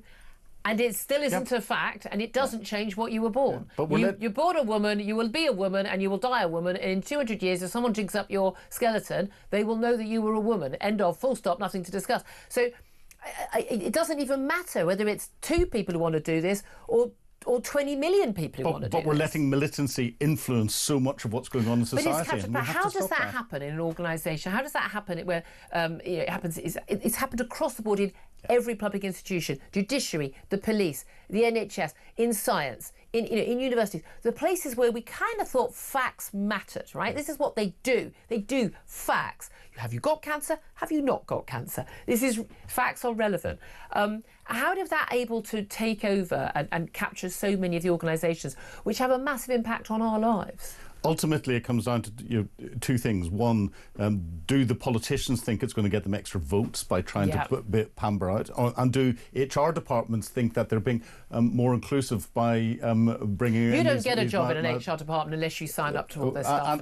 And then what they do is those go out there and people outside recognise them, and they then try and reinforce and magnify that because they know it causes disruption in businesses, they know it causes disruption in politics. They can see it taking up so much time in society. You mentioned a little bit earlier, just before the news, that you look at a lot of the woke causes that are being pushed, whether it's Black Lives Matter in the recent years, the trans ideology, green ideology, the net zero, full-on Greta Thunberg levels of religious zealotry, that actually all of these, whether they were created initially or whether they've been pushed when they've been taken advantage of by whether it's China, whether it's Russia, our enemies are using this stuff against us. Of course they are. They're reinforcing it. They're magnifying it. They're putting what catalysts that they can in to try and create more cracks, and they turn into fissures, and those fissures turn into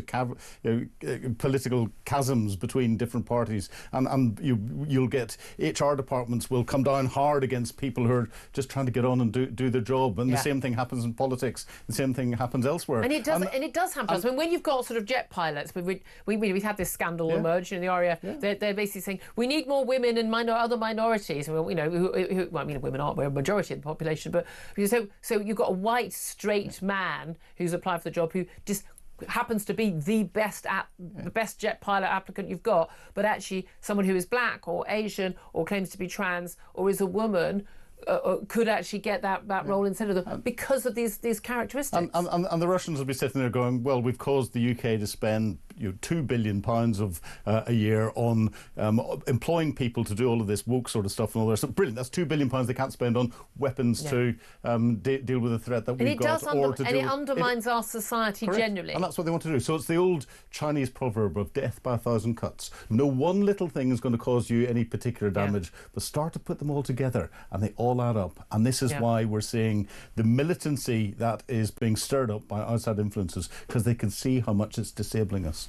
Absolutely, absolutely. Philip Ingram, always good to hear from you. I'd love to hear from you as well, particularly on this issue about the government basically refuses to force the police and the courts to record biological sex. Yvette Cooper, the Home Secretary, she's, as expected, an awful lot worse than the last Tory lot who were useless on this as well, but allowing criminals, even rapists, to be free to pick their own gender. Well, how they identify and whether they want to wear a dress or not is utterly irrelevant to whether or not they've committed a crime or been suspected of committing a crime. That matters when, biological matters in that, biological sex, matters in that case. It also matters in healthcare, in every other area of our life. I want to know what your reaction is to that. Give us a call, 0344 499 1000. I'd love to hear from you on where we are with Ukraine as well, and benefits and you name it, whatever we're talking about. Love to hear your thoughts. This is Talk. We are the home of common sense.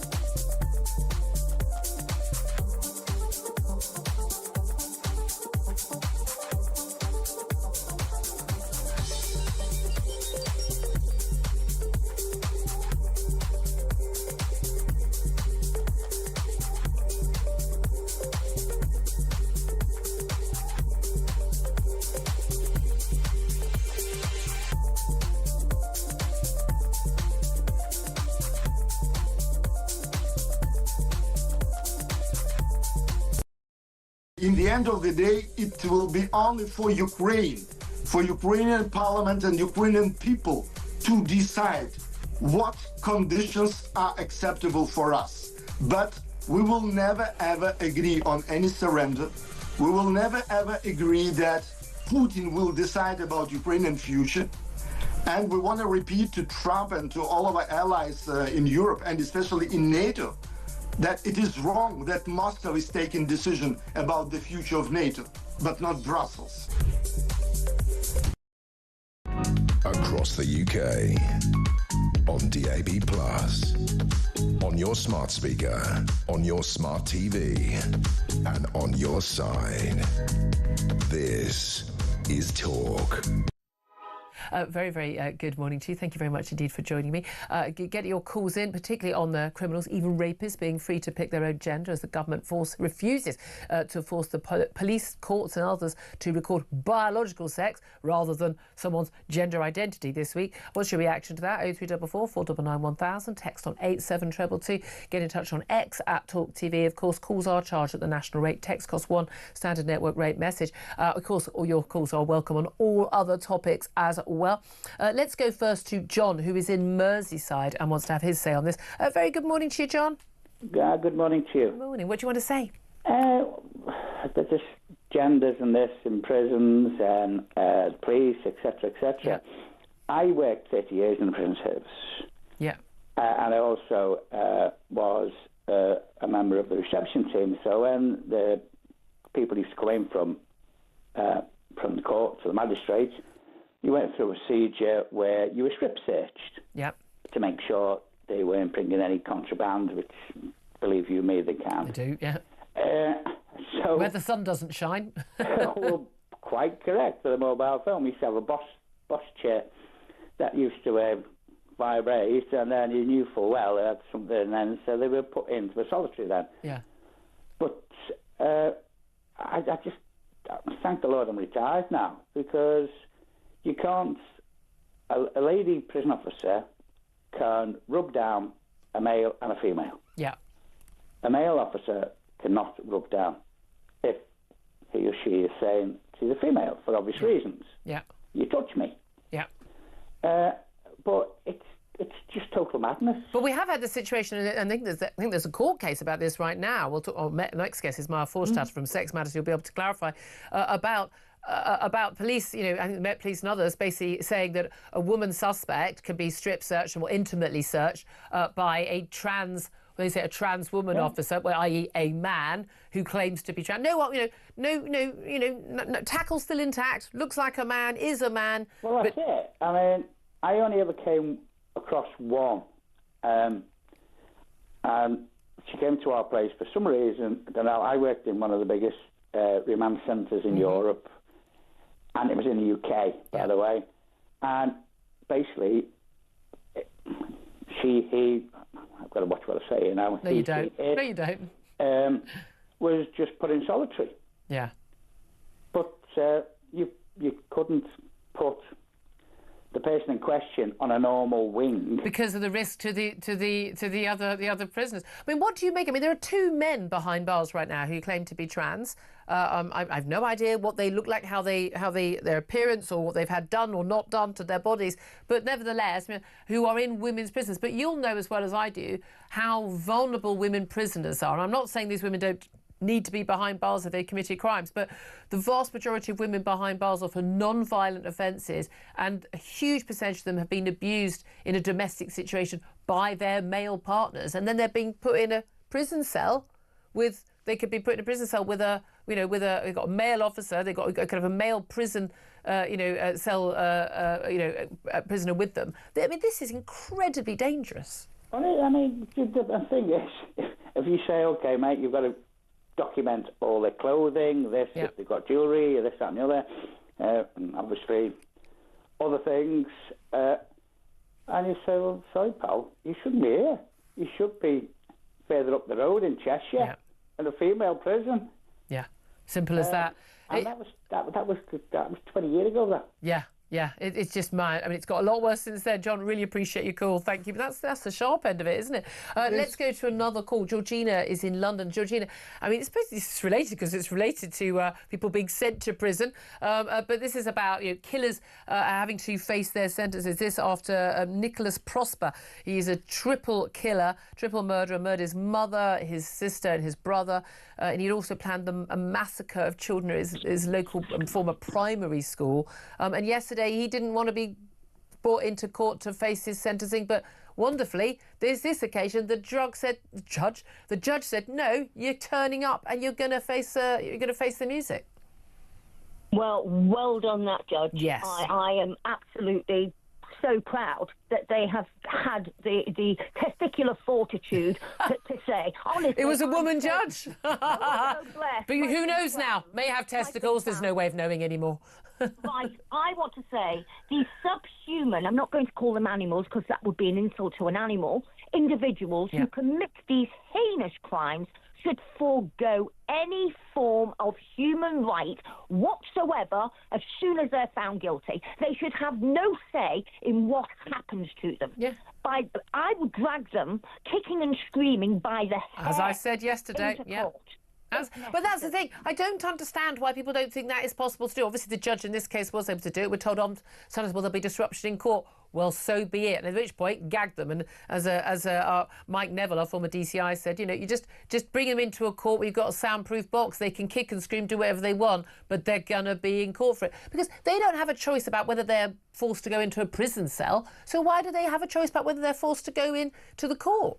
Oh, Julia, I've got to say, I mean, I'm an old girl. I've got 5 children. My oldest boy is 40-odd years old. Yeah. So I've been around the block. And I'm telling you now, they should not have abolished capital punishment for such heinous crimes.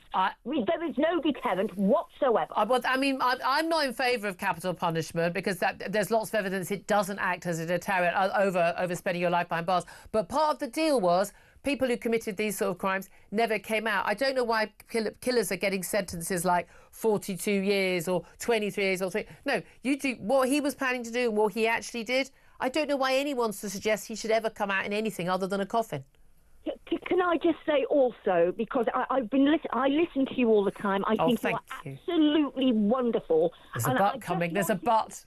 No, not at all. I want to say no men in dresses should be allowed within a farmer's mile downwind of a women's prison unless they are chemically castrated beforehand and then kept in solitary confinement if need be. This law is an absolute arse. And the current Prime Minister is as well. I'm going to have to apologise for that language, but I think we all understood the sentiment. Thank you very much, Georgina.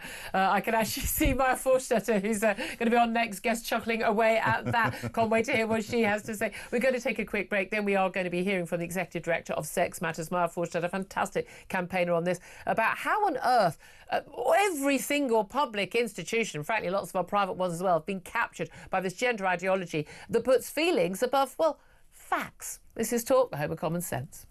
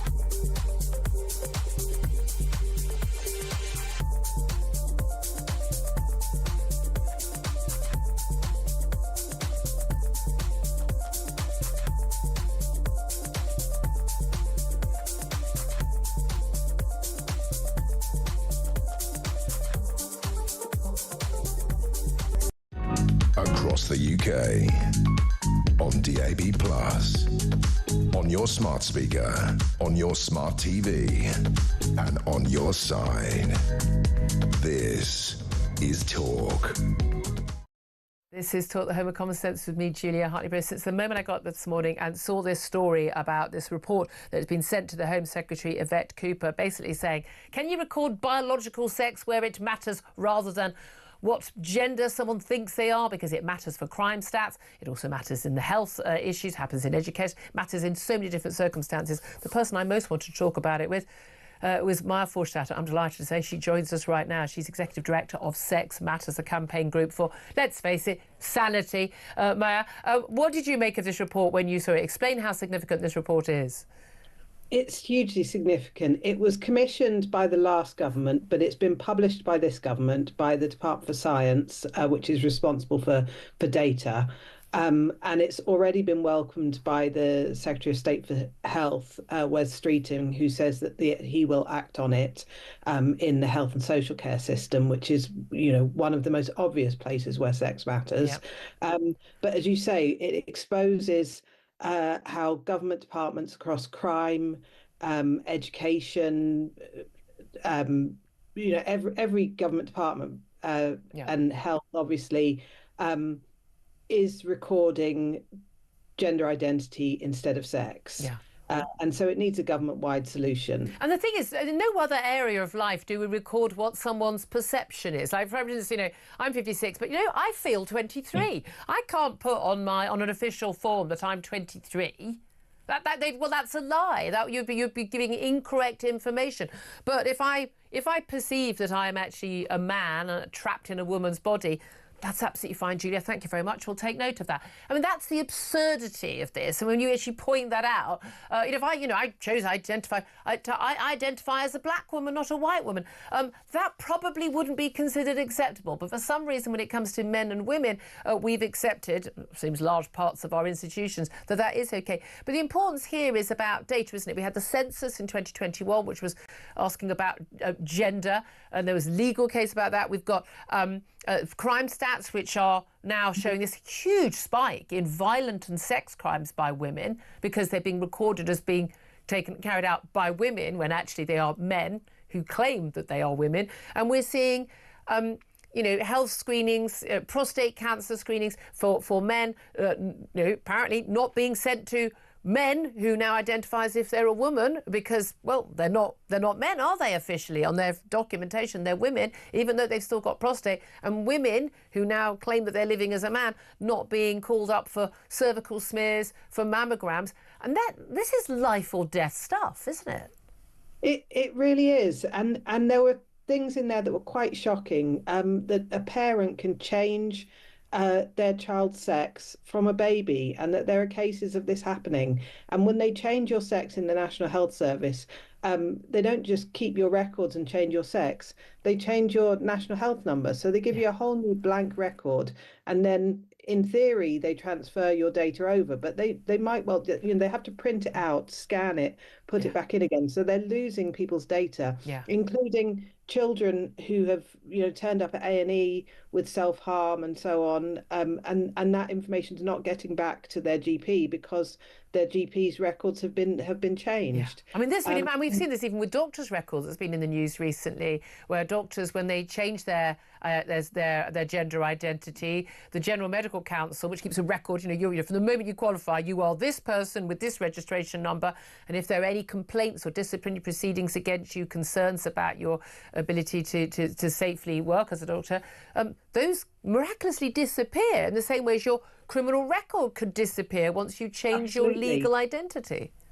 Or not even your legal identity. That's the thing. It's just what you want to be called.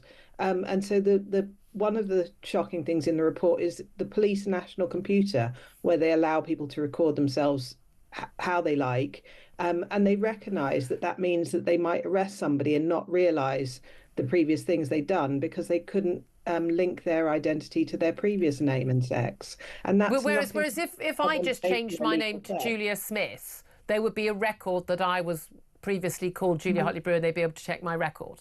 Yes. But if I changed my name to Julian Hartley-Brewer and changed my gender identity, they wouldn't be able to see that. Exactly, because they wouldn't be searching in the women. They'd only be searching in the men, so they wouldn't find that you might have been called Julia Hartley-Brewer.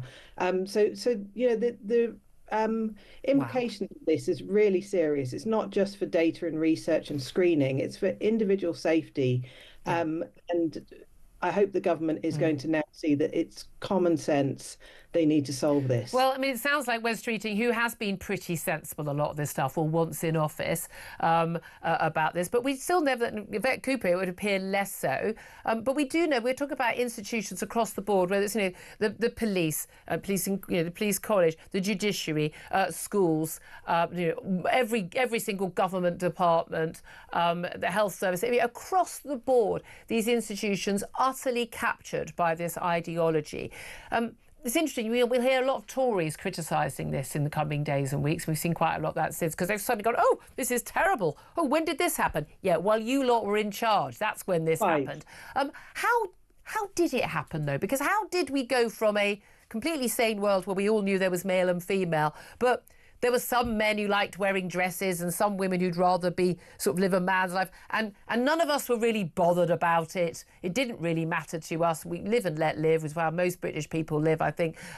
How did we then get to a point where we were all expected to sort of deny the past, deny reality, deny facts? How did that happen in all of our institutions so quickly? There's a really interesting graph in this report that shows how this happened over really since 2014 on the data side. And what happened was, for years and years, they used to collect sex, male and female. And then about 20 years ago, they started saying gender, but they still meant sex. It was just like, you know, a little bit more polite, I suppose. I always thought that gender was the same thing as sex. Yes, exactly. It used to mean the same thing, yeah. Yes, and you know, you'd get a paper form, and if it said sex, people would write yes, please on it. So they changed it to gender, and then. God, I love British people. Well done, everybody.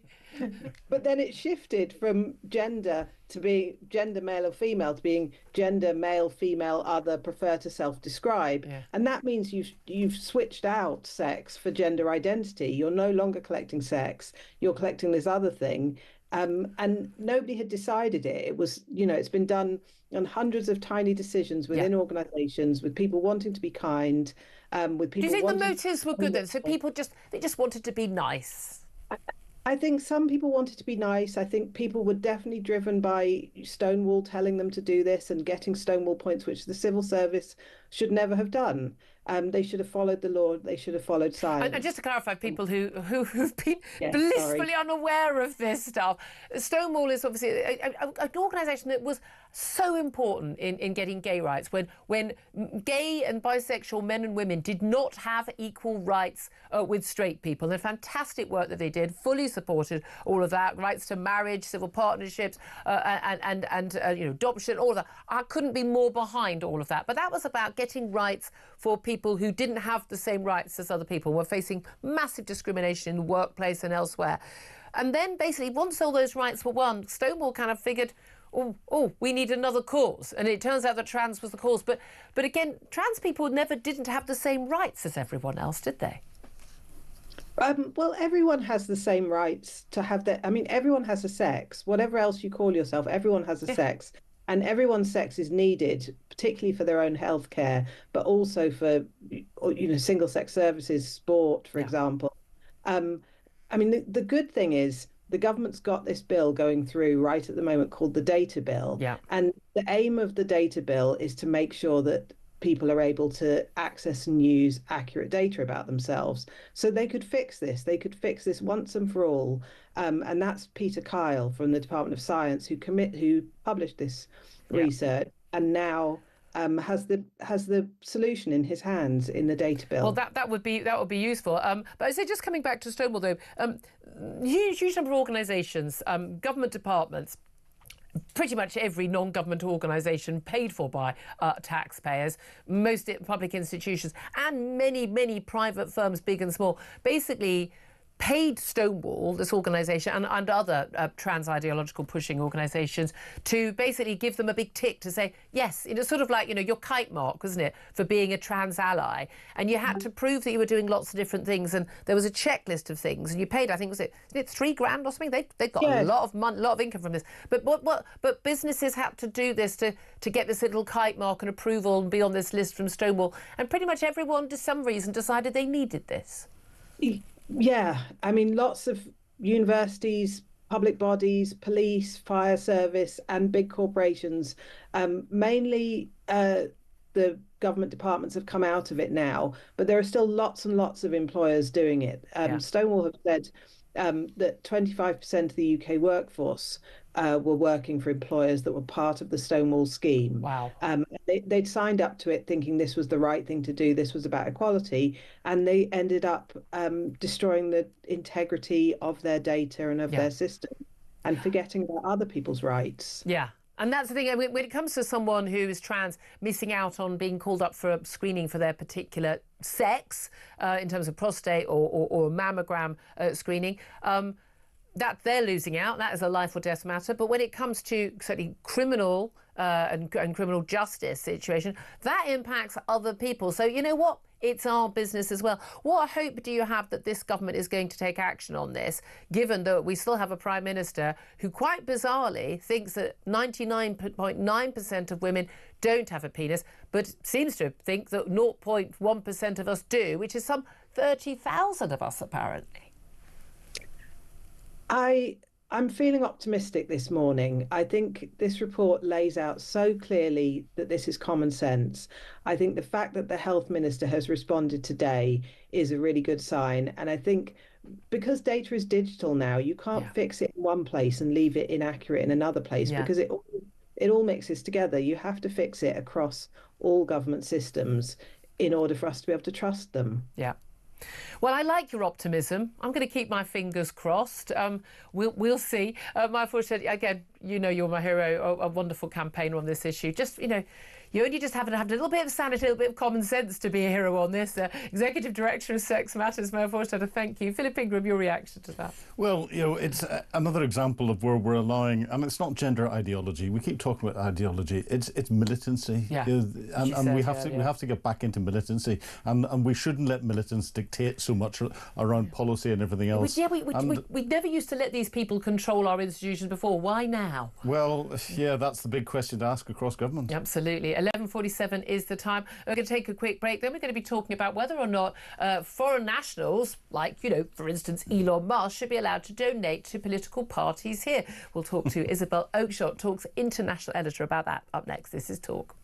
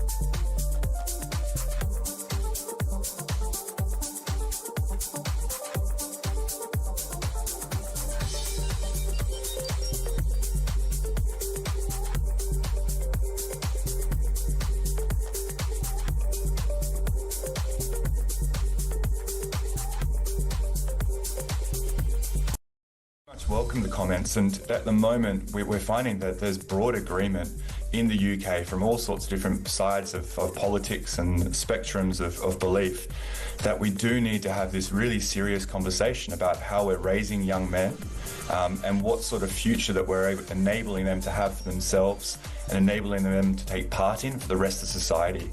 It's a crucial conversation.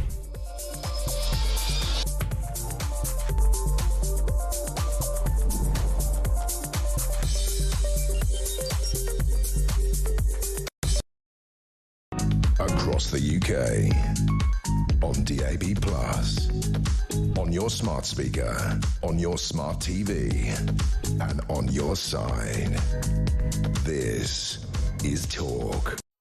Very good morning. Welcome back to the show. 11:50 is the time. Philip Ingram still with me. I'm Julia Hartley-Brewer and delighted to be joined by Talk's international editor, Isabel Oakeshott. A very, very good morning to you, Isabel. Morning. Thank you very much indeed for joining us. We're going to be talking about foreign donations. It looks like the government's getting a little bit worried about foreign donations to political parties, which is funny because most parties are never worried about it when it's their own party getting the donation. But of course, all focus is going to be on Elon Musk. He talked about a possible £80 million donation to Reform UK. Not sure we've heard much about that lately after this bit of a spat between Elon Musk and Nigel Farage. But what is it that the government wants to do? Well, let me say first that I was always pretty sceptical that anyone was going to give any political party in the UK that kind of money. I mean, I know in America massive donations like this were a little bit less unheard of. But look, frankly, it's never going to happen, in my view, in the UK from Elon Musk or anyone else, although he's probably the only person that could afford to do it. That is small change for him. That is properly, oh, let me see what I've got in my jean pocket.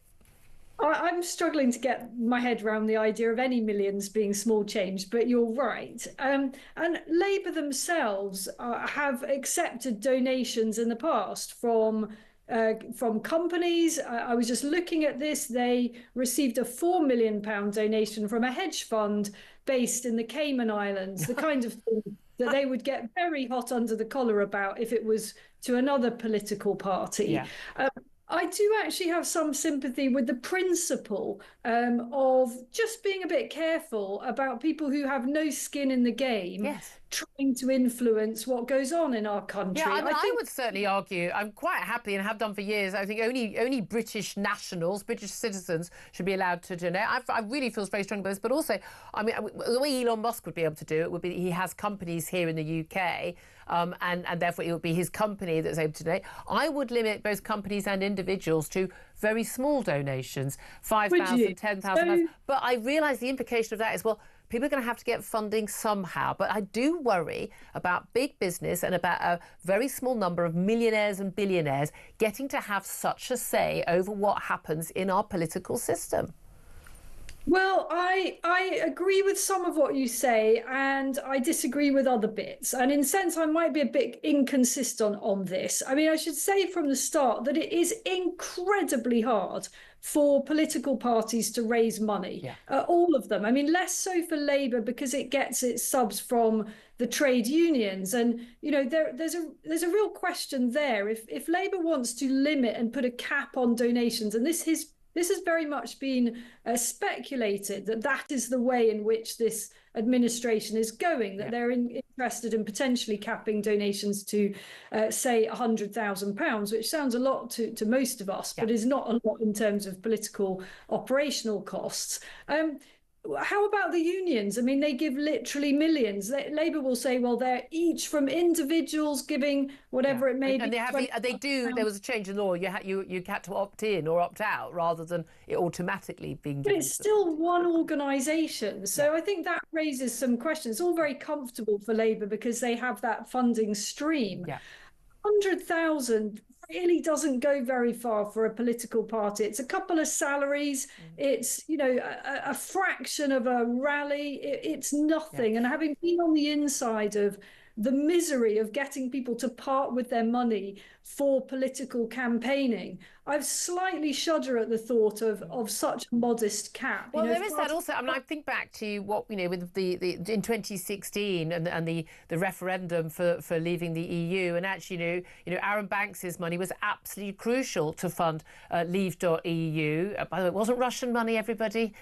It was, you know, it was Aaron Banks, you know, someone who just cared about the issue. It was his money in the campaign, and Leave.eu, Nigel Farage played a crucial role alongside Vote Leave in terms of doing that. And so big money can make a difference.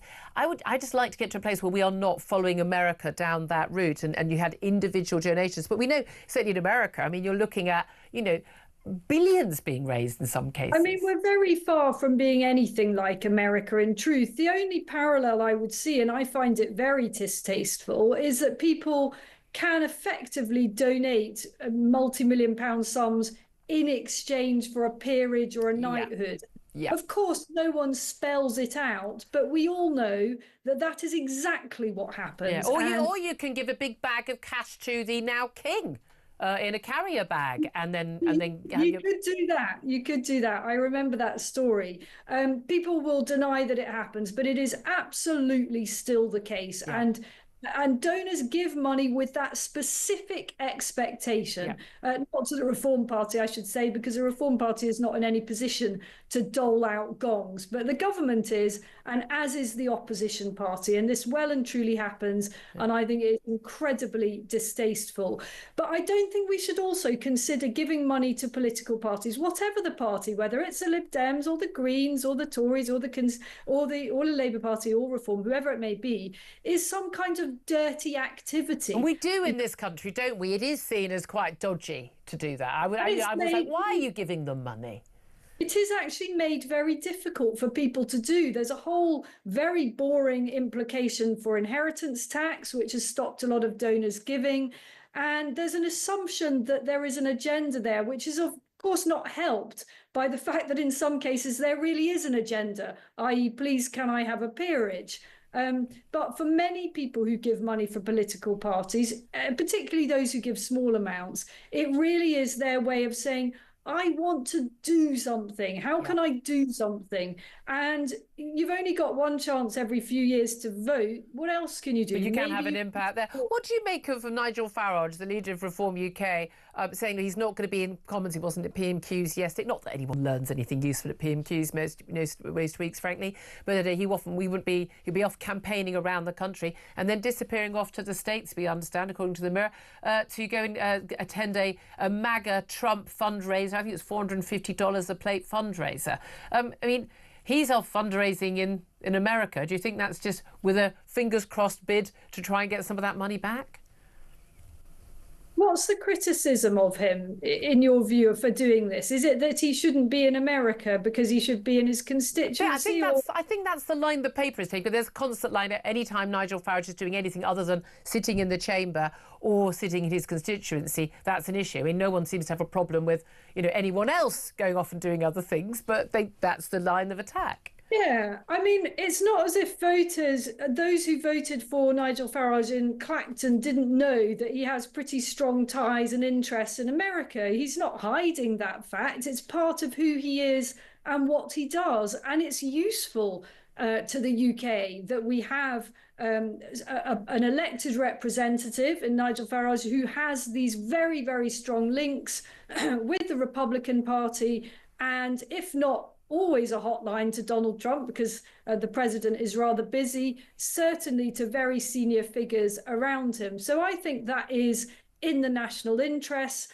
Anyone who knows Nigel knows he works insanely hard. And for any MP, it's an incredible juggling act to try to both be in your constituency as much as you should be, to be in debates, not to miss votes in Parliament, to contribute to Parliament, and have any kind of other outside life. Yeah. And no one is going to convince me that Nigel Farage doesn't work his socks off for this country. Very interesting to hear your thoughts as well. Oakshott Talks international editor, thank you very much.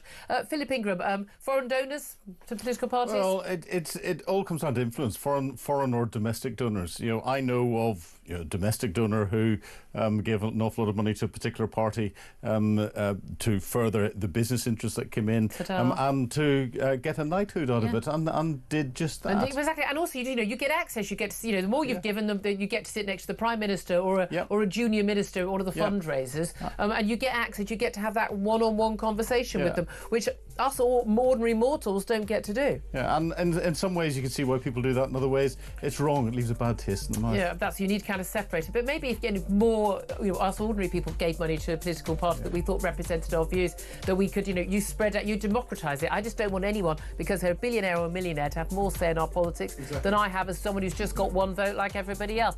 Love to hear your thoughts on this. Do get in touch, 0344 499 1000. This is Talk. We are the home of common sense.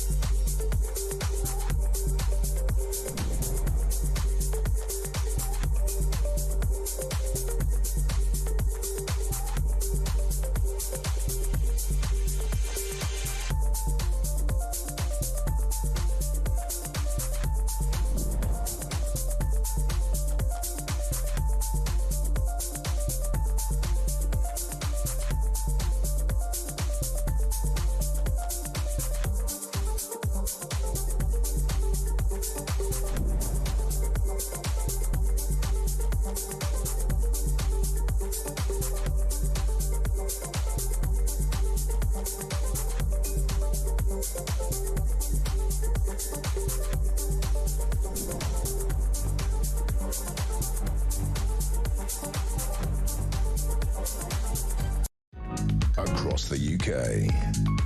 On DAB+, on your smart speaker, on your smart TV, and on your side. This is Talk.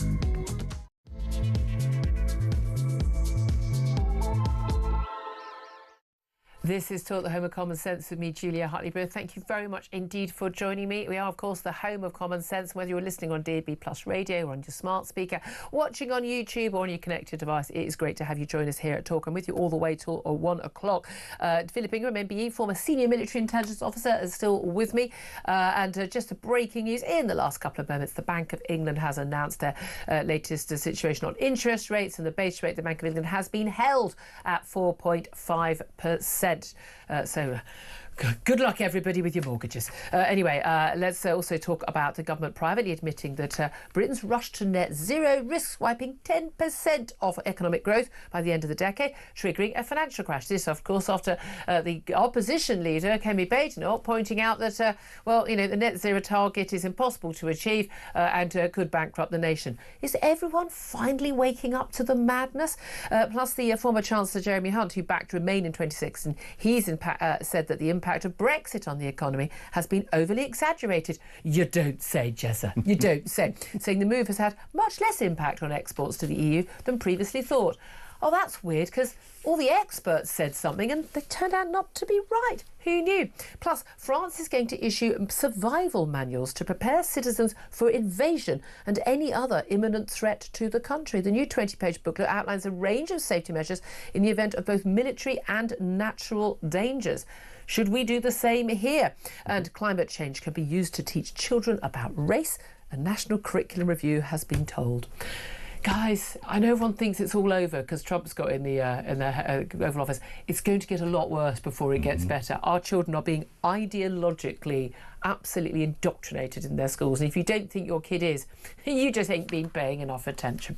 Anyway, Philip Ingram, just your quick reaction just to that news about the Bank of England interest rates. I mean, lots of businesses, massive loans. Historically, that's not a high level, but many people will still be hoping, coming off fixed rate mortgages and it'd be going down. Well, yeah, those that have got mortgages, those who've got savings are glad that it's staying and not being cut further. I think it's, if you look at the economy and you look at the figures underneath it, they are going the wrong way. And whether that's down to international pressures, some will be, whether it's down to the Chancellor's policies after the last budget. She's having to hold an emergency budget next week. Next week, yes, indeed. Not an emergency budget. It's the spring statement. Spring statement. I'm just saying what they're telling us. But anyway, I may have deliberately deliberately put that well, let's talk to economist, former Conservative Special Advisor, actually, Warwick Lightfoot, just briefly about this latest news. A very good afternoon to you, Warwick. Hello, nice to see you. Thank you very much for joining us. Well, so the latest news that we've got interest rates being held at 4.5%. That decision is always made the day before. It's just announced at midday on Thursdays. What do you think the reasoning was behind that? And who's going to be happy and who's going to be sad? Well, anyone who wants to do a bit more borrowing is going to be sad. Anyone with savings is going to be pleased. And I think they did the right thing because there's more of an inflation impulse in the advanced economies, particularly in the UK and in the United States, than I think central banks will be happy with. And there's a real danger if we don't hold interest rates where they are, we will actually see inflation settling in at around 3-ish to 3.5%, significantly above the 2% target. Right. So, and what are those inflationary forces other than, say, for instance, world tariff war? Well, like UK pay. UK pay is running 3 months on 3 months, which is a slightly better way of looking at it than just on 1 month, at about 6%. So that's a strong impulse there. And so that's good for those individual people because they've been dealing with inflationary pressures on everything they pay, everything they buy in the shops, mortgages and rents and everything. So they're going to get more money, which is good. But that sort of starts a cycle of prices going up. You've got to watch, and we have a bit more of an inflation. But there's one other thing I'd say, which is very particular to the United Kingdom. We have a large national debt, and about a quarter of it is in the index-linked bonds. And if inflation goes up, the cost of servicing that debt becomes more difficult. Now, as it happens, I'm not obsessed by the public debt. I think we should junk the fiscal rules. We've got ourselves into a bind we should get out of. But it is very important that we keep inflation low to keep the debt service charge low, and the other thing is... And when you say debt service charge, just to clarify, people, that's how much the government uses our taxpayers' money to pay the interest on their debt. So when we say service, it's literally our money that is going to pay for this debt, as opposed to being given back to us as tax cuts or paying for public services like healthcare. Yeah. So be careful, because 25% of that debt is linked to inflation. So you want to keep the rate of inflation low. Also, we've got a lot more debt we're going to have to sell.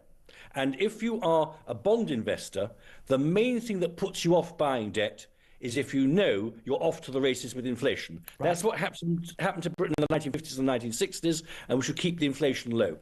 Right, OK.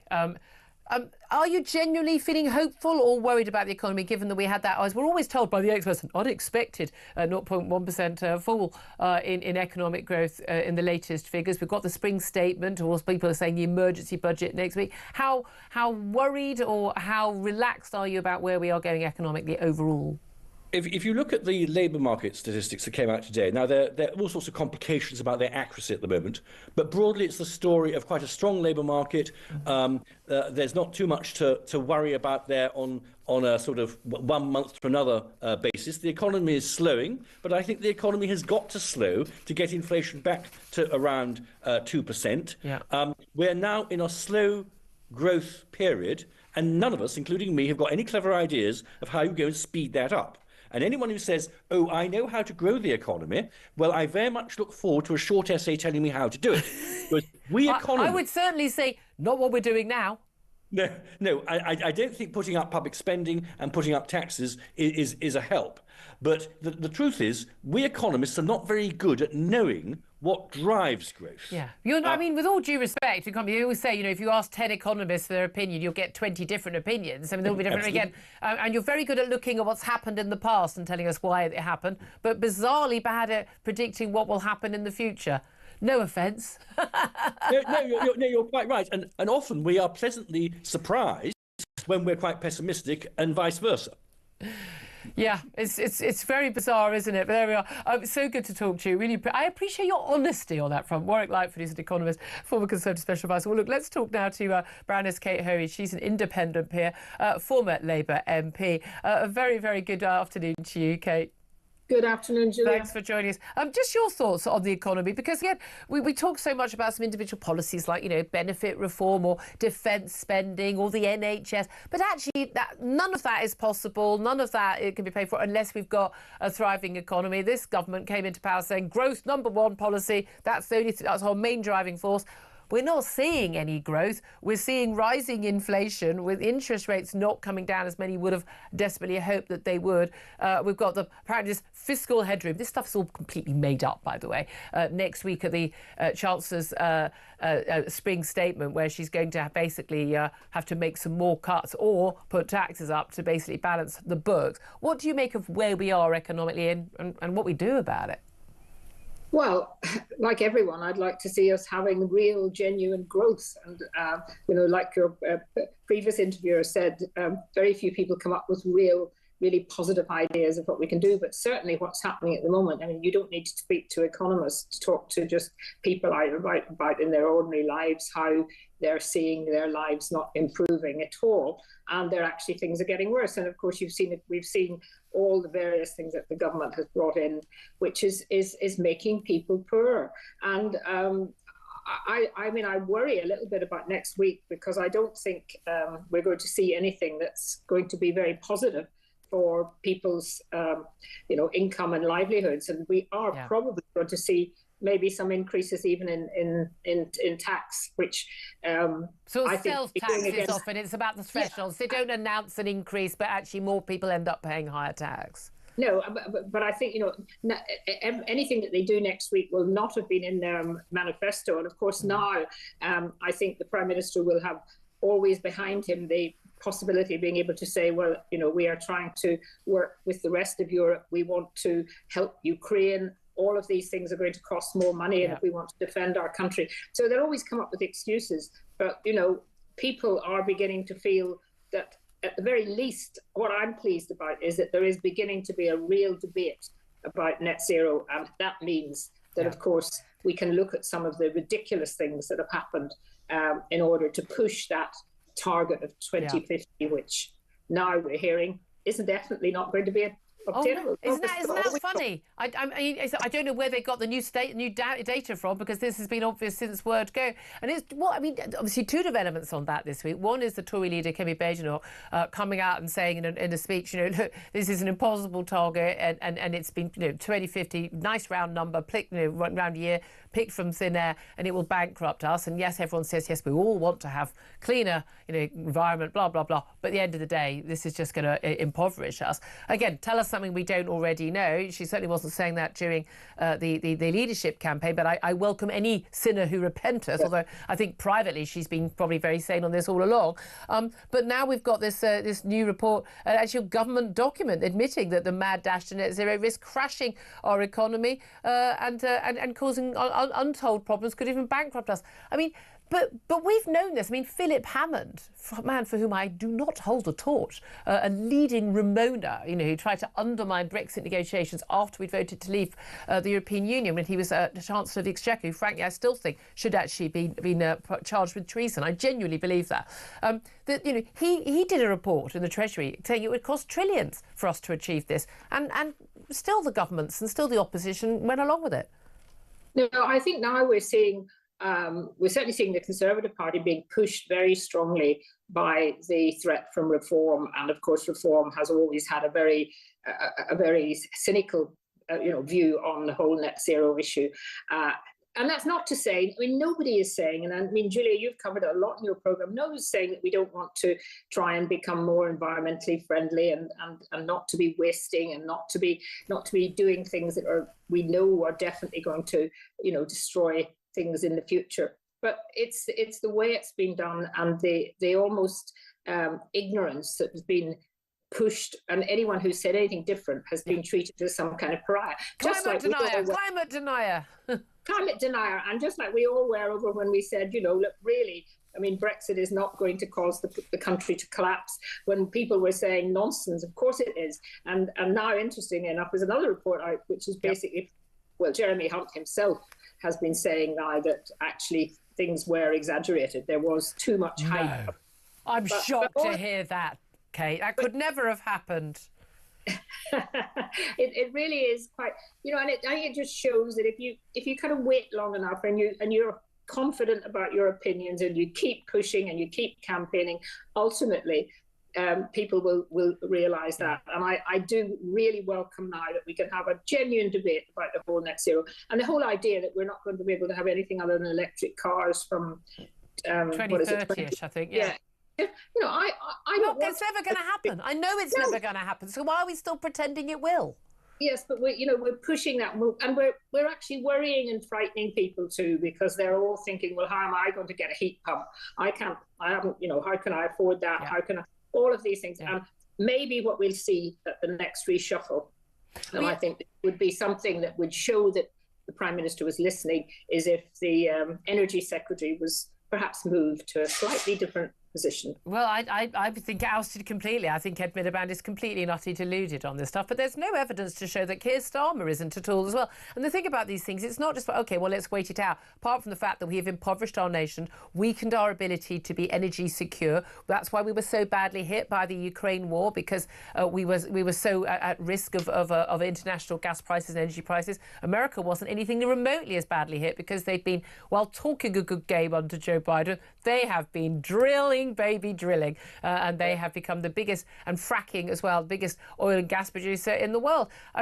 This has massively impacted our ability to defend ourselves, to build the armaments we need. It is, the impact of this will be felt for decades, and I think the impact for the rest of Europe is going to be felt. Again, the weakness of Germany because of their lunatic net zero policies as well, in the face of the threat from Russia that's right there, not that far away from their border. It is extraordinary that this has gone on so long, and I welcome, I'm like you, anybody who there's any wake-up calls, but there are no new facts here. That's what bothers me. There are no new facts here. We already knew all this stuff, but they all just ignored it and just shouted climate denier at us. Yes, and you know, that happens with a lot of other things too. And you know, it's the experts. The experts always come out with issues that then politicians at senior level and the establishment generally, and the civil service in particular, feel they've got to go along with the experts. And you know, I love, you know, the fact that you're called the common sense, you know, radio channel. Yeah. It's so many times people at the grassroots are saying things that ultimately are proved to be right, and governments of all complexions just get it wrong. Yeah. And MPs themselves are usually led by some kind of, you know, they're not led by what their actual voters are saying. They're led by the kind of feeling that they've got to go along with what the establishment is saying. Well, you said the so-called experts, and again, you know, that classic line which was always unfairly misquoted, really, by, you know, Michael Gove. You know, I've had enough of experts, and the end of the sentence was clearly on tape when he said it. Well, you know, basically getting it wrong and being treated as we went into lockdown because of an expert. We went into lockdown because Ferguson put through his absurd computer model of what was going to happen in terms of deaths. He'd been wrong on every single computer model by a huge amount, everything he'd ever done before. And yet we listened to his computer, which we know, because we've got, you know, countries like Sweden who didn't lock down, that what he was saying was untrue. We need to stop listening to experts. We need to start looking at the facts. I mean, look, this comes into with the gender versus biological sex facts story today as well. But it also comes under, I think, the welfare. I want to talk to you about the welfare issue. We can come on to the gender thing if you want as well. But we've got these announcements, these welfare reforms. At the same time as the government talk about the moral and economic case for welfare reform, even though we're told that actually the £5 billion of savings we're going to make, realistically, we're not going to see any of that at all. At the same time, we are told that we have to actually believe everybody who says they have a mental health problem and can't work, and that no one is... There's only a tiny number of people, if at all, who are committing fraud on welfare, and we have to believe everyone. And we're in this thing where we have to believe two things at the same time. There's a load of people claiming benefits which they really shouldn't be claiming, but no one's lying at the same time. Yeah. When we're being asked constantly to basically ignore the reality that we can see in front of us.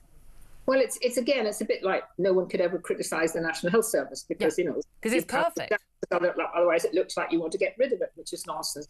It's similar with the whole welfare system. And every government comes in always says the welfare system is broken and we're going to fix it. And, of course, they fiddle around with it. They change things. They change one bit of form filling to another type of form filling. And in the end, it doesn't actually change the fundamental problem, that the reality is there are a lot of people... sadly, for all sorts of reasons, maybe it's because they've been allowed to do it, claiming for things that they're not entitled to, really, or that they shouldn't be entitled to. But we have to distinguish immediately between those people who are, for example, in terms of disabled people who are really, and we all know what someone who is really disabled needs and help, and that's where, you know, they've got, for example, the Motability car. But we've just discovered how many people now have Motability cars that really shouldn't be having them, because they're getting them for things that, you know, wouldn't to me seem like something that is a real disability, like having asthma, apparently, and you know, different forms of depression. I mean, these are not things that we should be spending money on. So the government has to be very, very strong on this. But once again, as soon as something comes in that looks like it's going to be difficult to deliver because it's going to upset a lot of people, they give in. And so what we've ended up with is, admittedly, it's only a consultation document as well, so it'll take another few months, whether it's not going to save a lot of money. And I just think I'm most horrified by the figures about young people who leave school. 1 in 8. 1 in 8 not in work, educational training. Outrageous. I mean, you know, even when I was at school, and I know I always go back to my early days, it's one of these factors of getting old, but even when I was at school, I was working on Saturdays, you know, people, and it's not as if there aren't jobs around. There really are. There really are, And so I just think it should be absolutely clear that unless there's something absolutely really, really that can be proved to be why you can't get a job of help after you leave school or education, then that should be just no benefits. Absolutely. Again, voice of common sense. A former Labour MP, now an independent peer, Kate Hoey. Thank you as always for talking to us.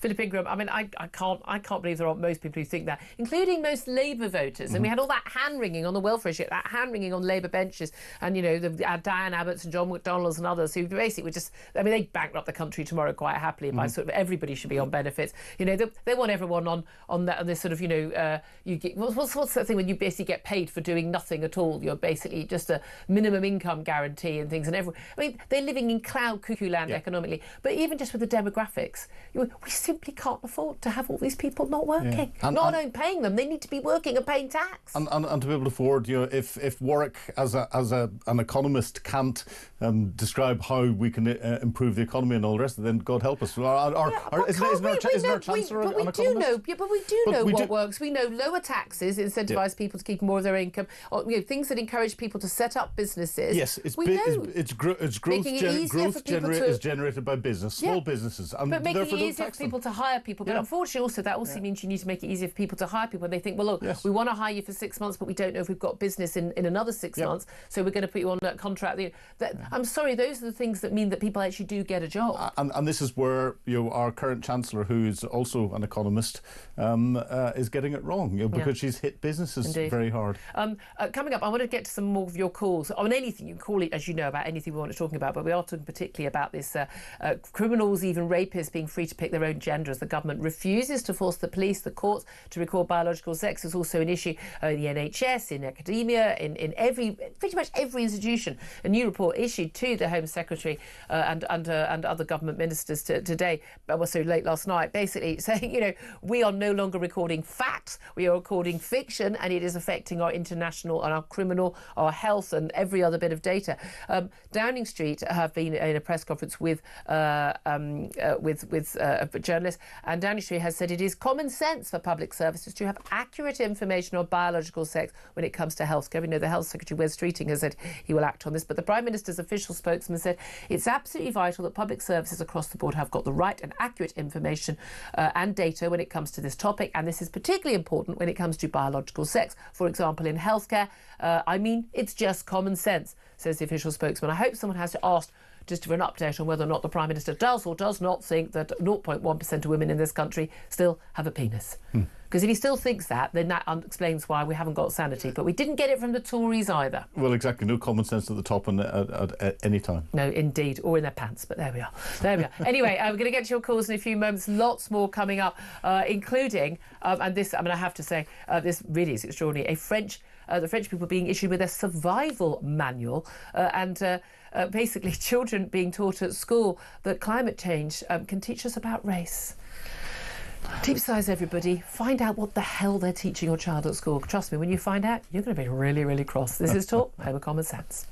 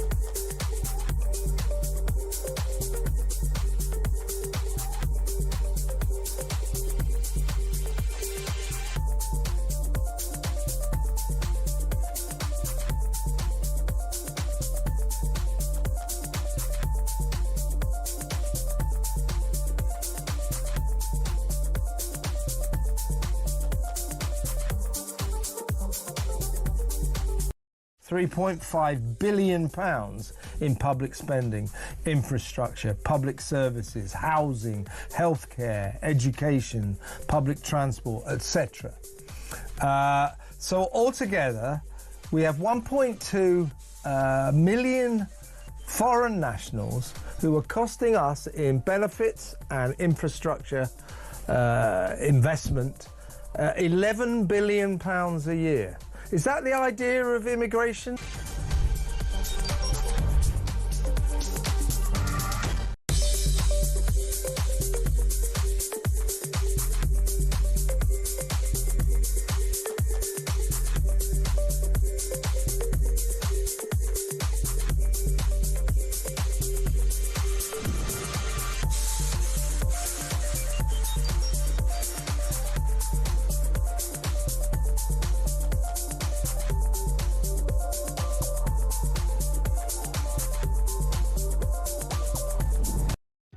Across the UK, on DAB+, on your smart speaker, on your smart TV, and on your side. This is Talk. This is Talk, the Home of Common Sense. 12:28 is at the time. Lots more brilliant stories coming up before 1 o'clock when Ian Collins will be here. Philip Ingram's still with me, but let's get straight to your calls. 0344 499 1000. And certainly the gender ideology story is dominating our calls today. Natasha is in Wiltshire. Natasha, good afternoon, and what do you want to say? Yes, absolute classic, Julia, this one. It just highlights the danger of this madness. Yeah. So I work for an NHS screening programme that deals only with men, because what we're screening for is 6 times more likely to affect a man than a woman. Do you mind me? Can you give away what it is, or would that help identify you? No, well, no, I'd rather not say. Okay. All right, no, fair enough. Okay, so what I'm saying is that we only screen men, okay? So we have had the odd trans woman come, and we always get notified on the clinic list that this person is coming in, just so that we're aware. Yeah. So they are basically a man. But I had an occasion when we'd been notified that there was supposedly this woman coming, and this very attractive, I called the name, a very attractive person stood up. They came over to me, and I thought, this is a woman. You can tell through their skin, their physical structure. You just know it's a woman. But what was so awkward was she had no idea that we thought she was a man. Anyway, I had to go through the rigmarole of doing the scan, and it got quite awkward when she lay on the couch and she said, "Oh, I haven't had this done since I had my son." And I thought, there's been a terrible mistake here. So she was genuinely a woman. She wasn't just, an incredibly convincing trans-identifying man. She was genuinely a woman. And so the whole thing was very awkward, because we didn't feel we could say to her, "Oh, you've been called up by mistake." So you'd have been sacked. I mean, you'd have been sacked within minutes for being, bigoted and. Yeah, so this was a couple of years ago, so, before it got, it's been getting madder and madder, hasn't it? So I was so angry, because it put her in an awkward position, because she was going off saying, "Oh, I'm going to tell all my friends now that they're going to be eligible for this scan," which quite obviously they weren't going to. But how did she end up in your clinic then? Well, so this is the reason. So I rang her medical centre to find out what was going on, and she'd been put down as Mr. on the spine. So on her notes, she was Mr. So therefore, she'd come for a scan that she wasn't eligible for, which actually wasn't necessarily a bad thing, because women do get this problem, but not as much as men. But largely would not be screened, because not high risk and therefore a waste of NHS targeted money. So yeah, but what she was at risk of missing out on, obviously, as you've mentioned, were mammograms and cervical smears. Yes. She had no idea. So she'd have not been called for things. So just from that simple Mr. to Mrs., and you wonder how much this is going on. Well, I've had 4 really good friends, my age, who've had mammograms in the last 4 years, 4 or 5 years, since lockdown almost, who the mammograms have found breast cancer, and they've been treated for more or less severe breast cancer. But lumps which they would never found, they were only found via that screening, that has probably saved their lives. That is terrifying. Well, and again, that's through no fault of her own. No, absolutely not. And she's in the prime sort of age category for having those mammograms. But again, so facts matter. Details matter. I know, Data matters. Anyway, keep fighting, Julia. You're doing a good job. Oh, well, thank you, Natasha. That is genuinely terrifying, that, isn't it? Thank you so much for your call. But, I mean, that's terrible, Philip. It is, but it shows that there can be mistakes made on the medical computer systems and the implications of those mistakes. And when you're getting deliberate falsehoods being put in, that just magnifies it. No wonder why the NHS is falling apart. I mean, one of the jobs I had when I was younger was in my mum's GP surgery when I was sort of gap a few weeks from uni, and my job was filing cabinets. It was literally pieces of paper, and I had to go through every single filing cabinet and identify every woman, anyone female from 15 up to 70 or whatever, who was eligible for cervical smear, and make sure that they were being called for the cervical smears. And that was part of the job. But again, I only looked at the women's files, which were clearly in the women's filing cabinets, not the men's filing cabinets. I saw a brilliant meme on social media where Keir Starmer was off for his smear test. Well, I mean, it's just as likely he's got a cervix as I've got a penis, isn't it? Well, exactly. I love how often I get to say the word penis on air. I genuinely, I think there are female porn stars who say the word penis on air less than I do. Less than you do, definitely. Oh God, I love this job. Anyway, let's go to Lisa. She's in Cardiff. I don't think she's going to talk about penises. I think she's going to talk about benefits. Good afternoon to you, Lisa. But you're welcome either way. Thank you so much for taking my call, and I haven't got a penis. Are you sure? Have you checked today? Have you checked? I'm all right. Just I'm checking. All right. It could happen to any of us, Lisa. It could happen to any of us. Yes, I know, but I'd like to just say about I'm sick of. Honestly, I ring your show frequently. It's very easy to get people back into work if they raise the tax threshold. Right? The elderly people who are on 12,500 as well, it would help so many people. I've said raise it to 20. Yeah. They could, it would get. I'm self-employed. I'm an SME. Right? My taxes keep the country going with all the other little ones. Yeah. Yeah. Right? All our wealthy people are leaving. Yeah. It's just so easy. Get it to 20,000. Then work does pay. Work does pay. But hold on, no, but I think the thing is, work does pay. But even if people got earned more by being at work, my mate works benefits office have people who say, well, I'm going to take less work because I can still get more on benefits. And even if it's just 20 quid, even 30 quid less a week, I'm still better off because I'm not having to get up for work at 6:30. Oh, and I don't know what's happened to the work ethic. I do. Kevin the other night. I do. Well, I think all of a sudden we've become very, very lazy and very, very sick. Yeah, I mean, it's just utterly bizarre. But again, I still think parenting is a huge part of this. I think it's part of your job. I've said this on the show all week. It's part of your job as a parent to raise a child who can be a good citizen in the future. Obey the law, go out to work, pay their way, support their own families, and if you're able-bodied and able-minded, able to support other people who are not as lucky as them. I think we should talk about your moral duty. We talk about rights all the time in this country. No one talks about responsibilities and duties. Yeah, I wholeheartedly agree. And manners, don't even talk about manners. They've gone out the window. Don't get me started. Don't get me started. Lisa, thank you very much indeed. So appreciate your call. 12:35 is the time. We're going to take a quick break. Up next, going to talk about why the French are being sent a survival manual. No, it doesn't involve using soap. This is Talk, the Home of Common Sense.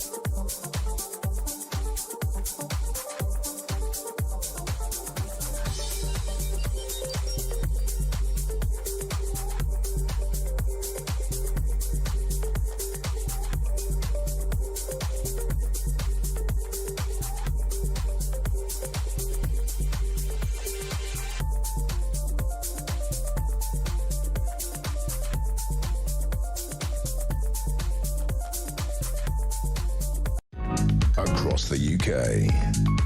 On DAB+, on your smart speaker, on your smart TV, and on your side. This is Talk. This is Talk, the home of common sense, with me, Julia Hartley-Brewer. Philip Ingram is still with me.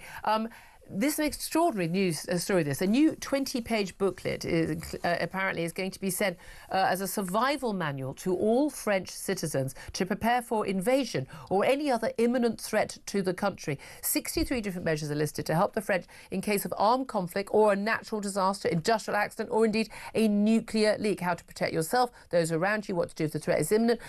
Now, let's face it, France doesn't have a strong history of defending itself over the years. Again, our French cousins, you're welcome. Philip Ingram, what do you make of this, and should we have one here? I think it's actually a very good idea because it's giving people insights. It's the government turning around and saying, look, we are in unstable times. You need to be aware of that and start to prepare yourself psychologically. And we have organisations that people have never heard of that have got all of this in the UK. It's almost like we had things like pre-pandemic planning. Well, and local resilience.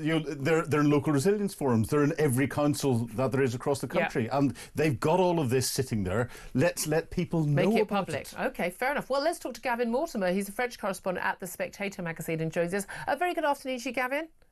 Good afternoon, Julia. Thank you so much for joining us. I mean, what has been the reaction in France to this, and why have they suddenly issued it now? Is this related to the Ukraine war and the Russian threat? What's it about? It is related to Ukraine, yes. It's part of Macron's policy of portraying himself really as the president, not just of France, of course, but ultimately his aim is to be president of Europe when his job expires in 2027. So he's very much taken the lead, along with Keir Starmer, in recently with the crisis sparked by Donald Trump's administration. And this booklet is part of it. And I would disagree with Philip there that most of it is stating the bleeding obvious. Keeping paracetamol in your medicine cabinet, closing the doors if there's a nuclear leak. Yeah, thanks for that. Yeah, I would never have thought of that. I mean, a lot of us, told, again, possible blackouts, have a torch, where it is, make sure you have some canned goods and like. But this reminds me of, those adverts and those booklets were given out, risk of nuclear war, hide under a table. Yeah, well, brilliant, thanks. I'm not entirely sure that's going to be that much use to me in the big scheme of things. But, I mean, is there a genuine feel in France that there is, a possibility of an imminent threat? Because to a certain extent, we all live under the threat of some sort of horrific terror attack that could be nuclear or biological or chemical at any time. I mean, the terror threat in France, I think is off the scale, and Germany as well, what we've seen from Islamist extremism lately, but also, of course, the threat from Ukraine, from Russia. We are constantly in Britain. Look, we've had a terror attack on our streets by the Russians with the Skripal poisoning, which did actually end up, killing somebody. So should we perhaps be taking all of this a bit more seriously? Well, there was actually, it's interesting you mentioned, Julia, about the Islamist attacks, because 10 years ago, if you remember, in the beginning of 2015, the Charlie Hebdo massacre and the Jewish supermarket in Paris, and then in November the Bataclan and the other attacks in Paris that cost the lives of 130 Parisians. And after that, the government, quite correctly, issued a series of instructions what to do if you're caught in a terror attack. And of course, just last month there was another Islamist attack in Mulhouse in eastern France. It's ongoing, and that was available online. There were adverts placed in newspapers, so it was something drawing your attention to it. The fact that this is a 20-page booklet going to be delivered to 30 million homes. Interestingly, a French journalist contacted a printer friend of hers and said that how much is this going to cost? Oh, around about 6 million. This is a country that's already 3.3, I'll repeat that, 3.3 trillion euros in debt. So it's very much, there's a lot of cynicism in France that this is just, Macron sort of perpetuating the fear, because let's not forget, without Julia, doing anything about it.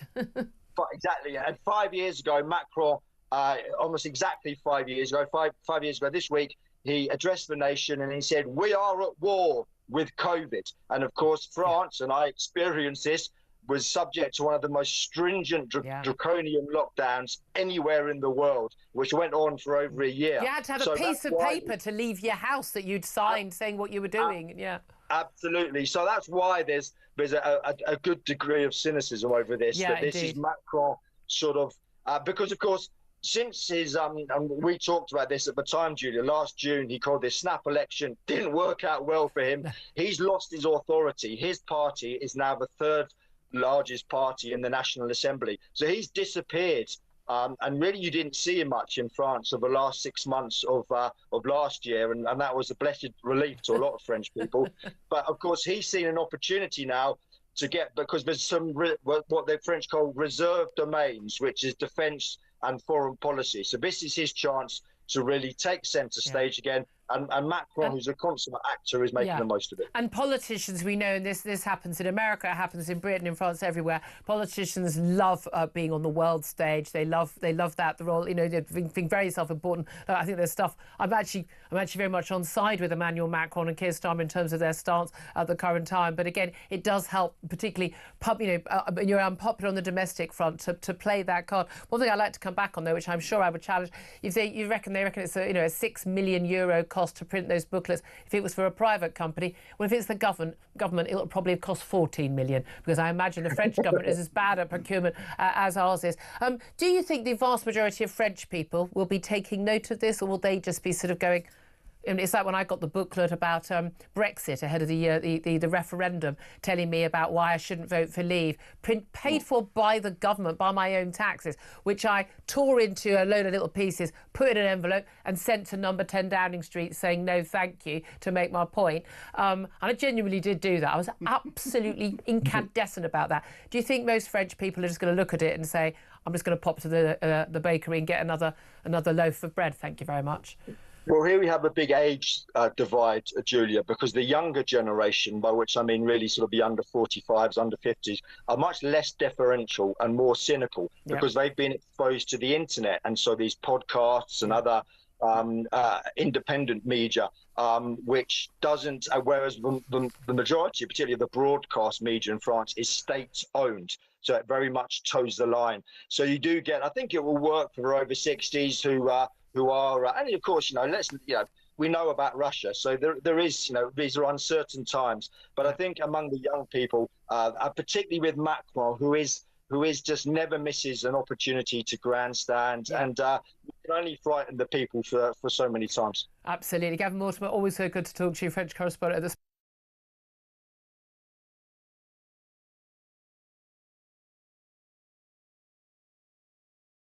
purpose of this at this time, then?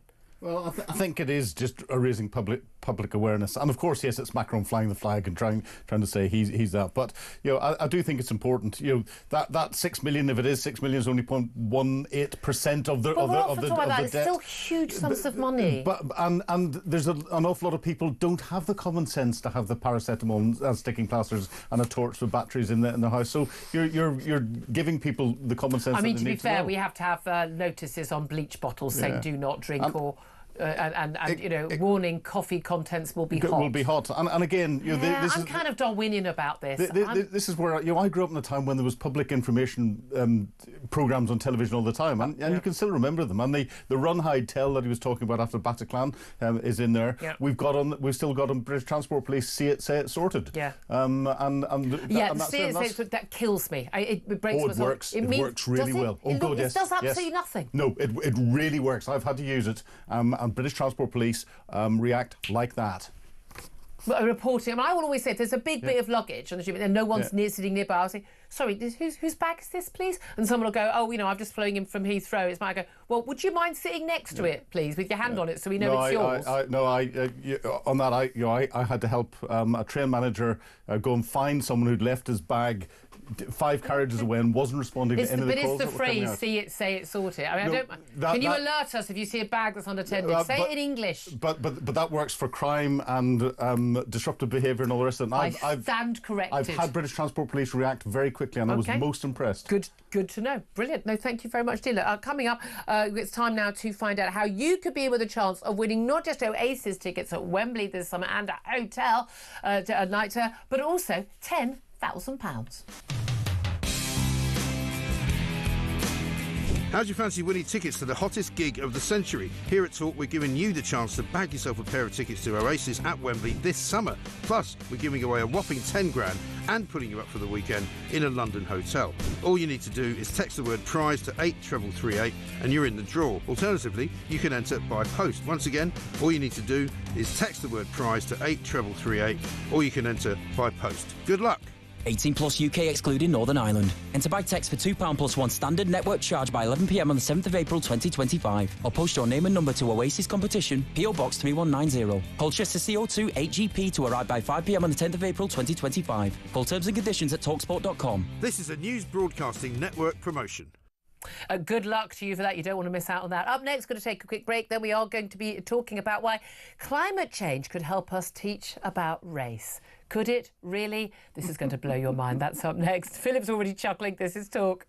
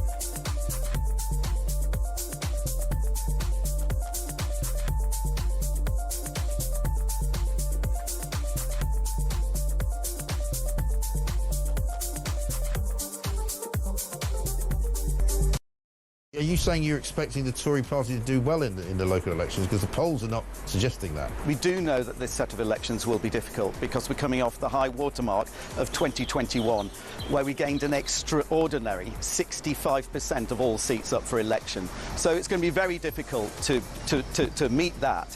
But if you look at local by-elections, in the last few months since the general election, we've actually won 59 seats.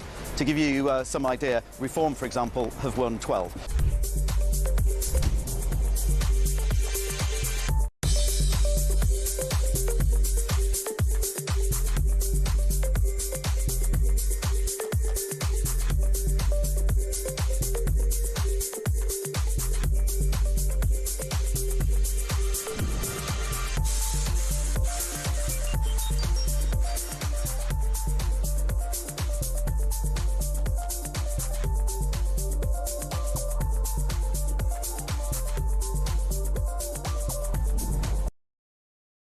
Across the UK, on DAB+, on your smart speaker, on your smart TV, and on your side. This is Talk. This is Talk, the Home of Common Sense, with me, Julia Hartley-Brewer. Thank you so much indeed for joining us. Ian Collins here just in a few moments' time. Let's talk about climate change. You know how much I love to talk about climate change. And it's a brand new report from the Runnymede Trust, the race equality think tank. And they've told a review into the curriculum for schools, which has been commissioned by the Education Secretary, Bridget Phillipson, that climate change lessons can be used to teach children about race. Discussions about it would allow pupils to discuss more openly the impact of race on them and its relationship to wider society, throwing light on the unequal impact of climate change on different groups in society, including on developing countries versus first world countries.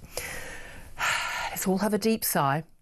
Try and cope with the madness that is this world. Andrew Montford joins us. He's the director of Net Zero Watch. Very, very good afternoon to you, Andrew. Good afternoon, Julia. It's already bad enough how much children are being ideologically indoctrinated right now about climate change in our schools. And by the way, the parents who think they're not, they just ain't been paying attention, because this stuff is just taught as with religious zealotry in schools. But now we're told we can use it to teach about race, because climate change is not only bad for the planet and definitely something we should bankrupt ourselves to deal with, but it's also racist.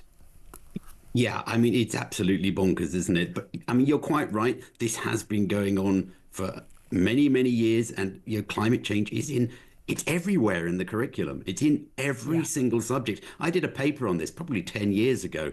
And you could find climate change education going on in French lessons, in home economics lessons, in history lessons, in economic lessons. Absolutely crazy stuff. So, I mean, to add, the race angle to it is just, it's more of the same insanity. I'm almost impressed. Well played. You've managed to get race into it. But I see it come up in broadcasting a lot on BBC and others, where they talk about, of course, the impact on climate change in developing, not allowed to say first and third world anymore, are we? I'm sure that's not allowed. But developing nations, yeah, absolutely. Developing nations, because they're the ones who are going to be the hardest hit.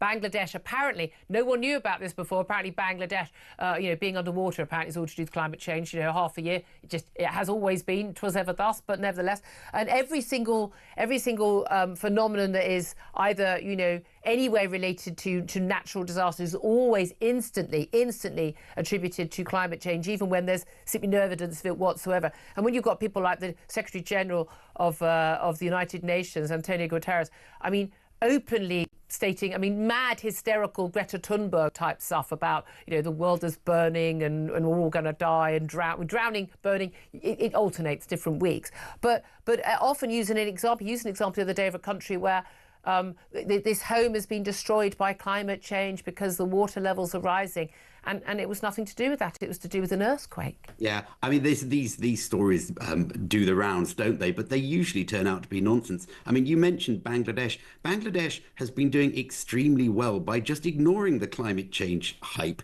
They're drilling gas wells in the Bay of Bengal just as fast as they can. They've protected themselves from sea level rise because they've built seawalls, and all the cropland now is behind seawalls. What a brilliant idea! Yeah, absolutely brilliant idea. I mean, it's very simple, really. Just adapt. It's easy and it's cheap. It's only in the sort of, if you like, the corrupt and decadent West where we go on with this crazy hysteria. And at the end of the day, I think it probably is left-wing activists using it as a tool. Always. To get at people. So, yeah. But again, what I've always thought was so immoral. I think it's insane and immoral to impoverish our nation after we led the Industrial Revolution by turning back the clock on that, to ignore the fossil fuels that made us so rich and develop well. I think it's beyond evil. It's totally immoral for us to try and encourage developing nations who desperately need to industrialise, desperately need to reliable, cheap fossil fuels to industrialise, to actually help build their nations, to build the factories, to provide the jobs, to provide the reliable electricity and build the roads and do all the stuff that we just accept as a norm. And those countries, those people don't have. We're basically saying we'd expect the third world to stay the third world and impoverish themselves so we can feel good about ourselves when we're walking around with our Hessian bag and drinking our chai latte. I mean, it is immoral to do that. I absolutely agree. It is immoral, but of course the people who want to get at our children in our schools and turn them into little sort of socialist activists don't actually really care about the morality of the thing. No. They're interested in political power, and if that involves trying to indoctrinate our children, they'll do it. And they don't actually really care about the third world. They only care about the third world to the extent that it's a tool to let them deliver political power. Yeah. So, yeah, I think we really should be calling out these people and just saying, you actually don't care about the third world. The third world will do very well if they get fossil fuels and they get wealthy, and you're trying to stop that. That's what we should do. Absolutely. And again, another stick to beat, people over say, well, it's all about racism. It's all about racism, fundamentally. Andrew Montfort, Director of Net Zero Watch, always so good to talk to you, a voice of reason. Philip Ingram, it is extraordinary, the indoctrination that goes on in our classrooms. I think Bridget Phillipson, the Education Secretary, is going to be more of a problem on this because she's signed up to an awful lot of the madness. But there's enough climate change ideological teaching anyway. Adding the sort of the Black Lives Matter race side of this as well, which is what there's also doing. Again, we're not teaching kids facts anymore. We're distilling so much of what's going on in society down to racial issues, and that just creates tension.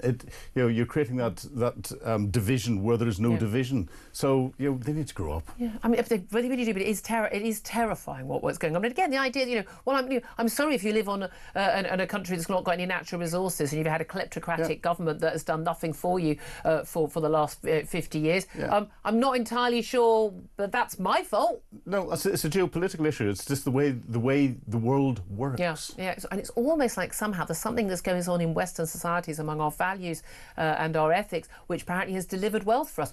Who knew? Well, isn't it interesting? Whenever there were issues in Sierra Leone, they wanted us to come back and colonise them again. That's very interesting indeed. Philip Ingham, thank you so much. Delighted to be joined by Ian Collins right now. Delighted indeed. You should be, young lady. We always Goodness me. are. Yes, absolutely. You're very forceful today. I don't know where that came from. I was going to say, I don't know where that I've got a big table in between us, getting a bit worried. Do you know what else? No. Do you know what else? Does that work at home, by the way? Do you know? Never. Yeah, I was going to say. Can you imagine? Does she literally just laugh in your face when you do that? Yeah, I get absolutely no leeway on anything. A mood. What is a mood? Can people have moods? Can blokes have moods in their own house? No. Have you met men? No, yeah. Anyway, what are you talking we're all about? reasonable characters. Well, the whole gender madness thing. This idea that you no longer have to even put in a database, which is quite curious when you're trying to solve crime. It's like male, female. Well, we're not sure. Does it matter? Well,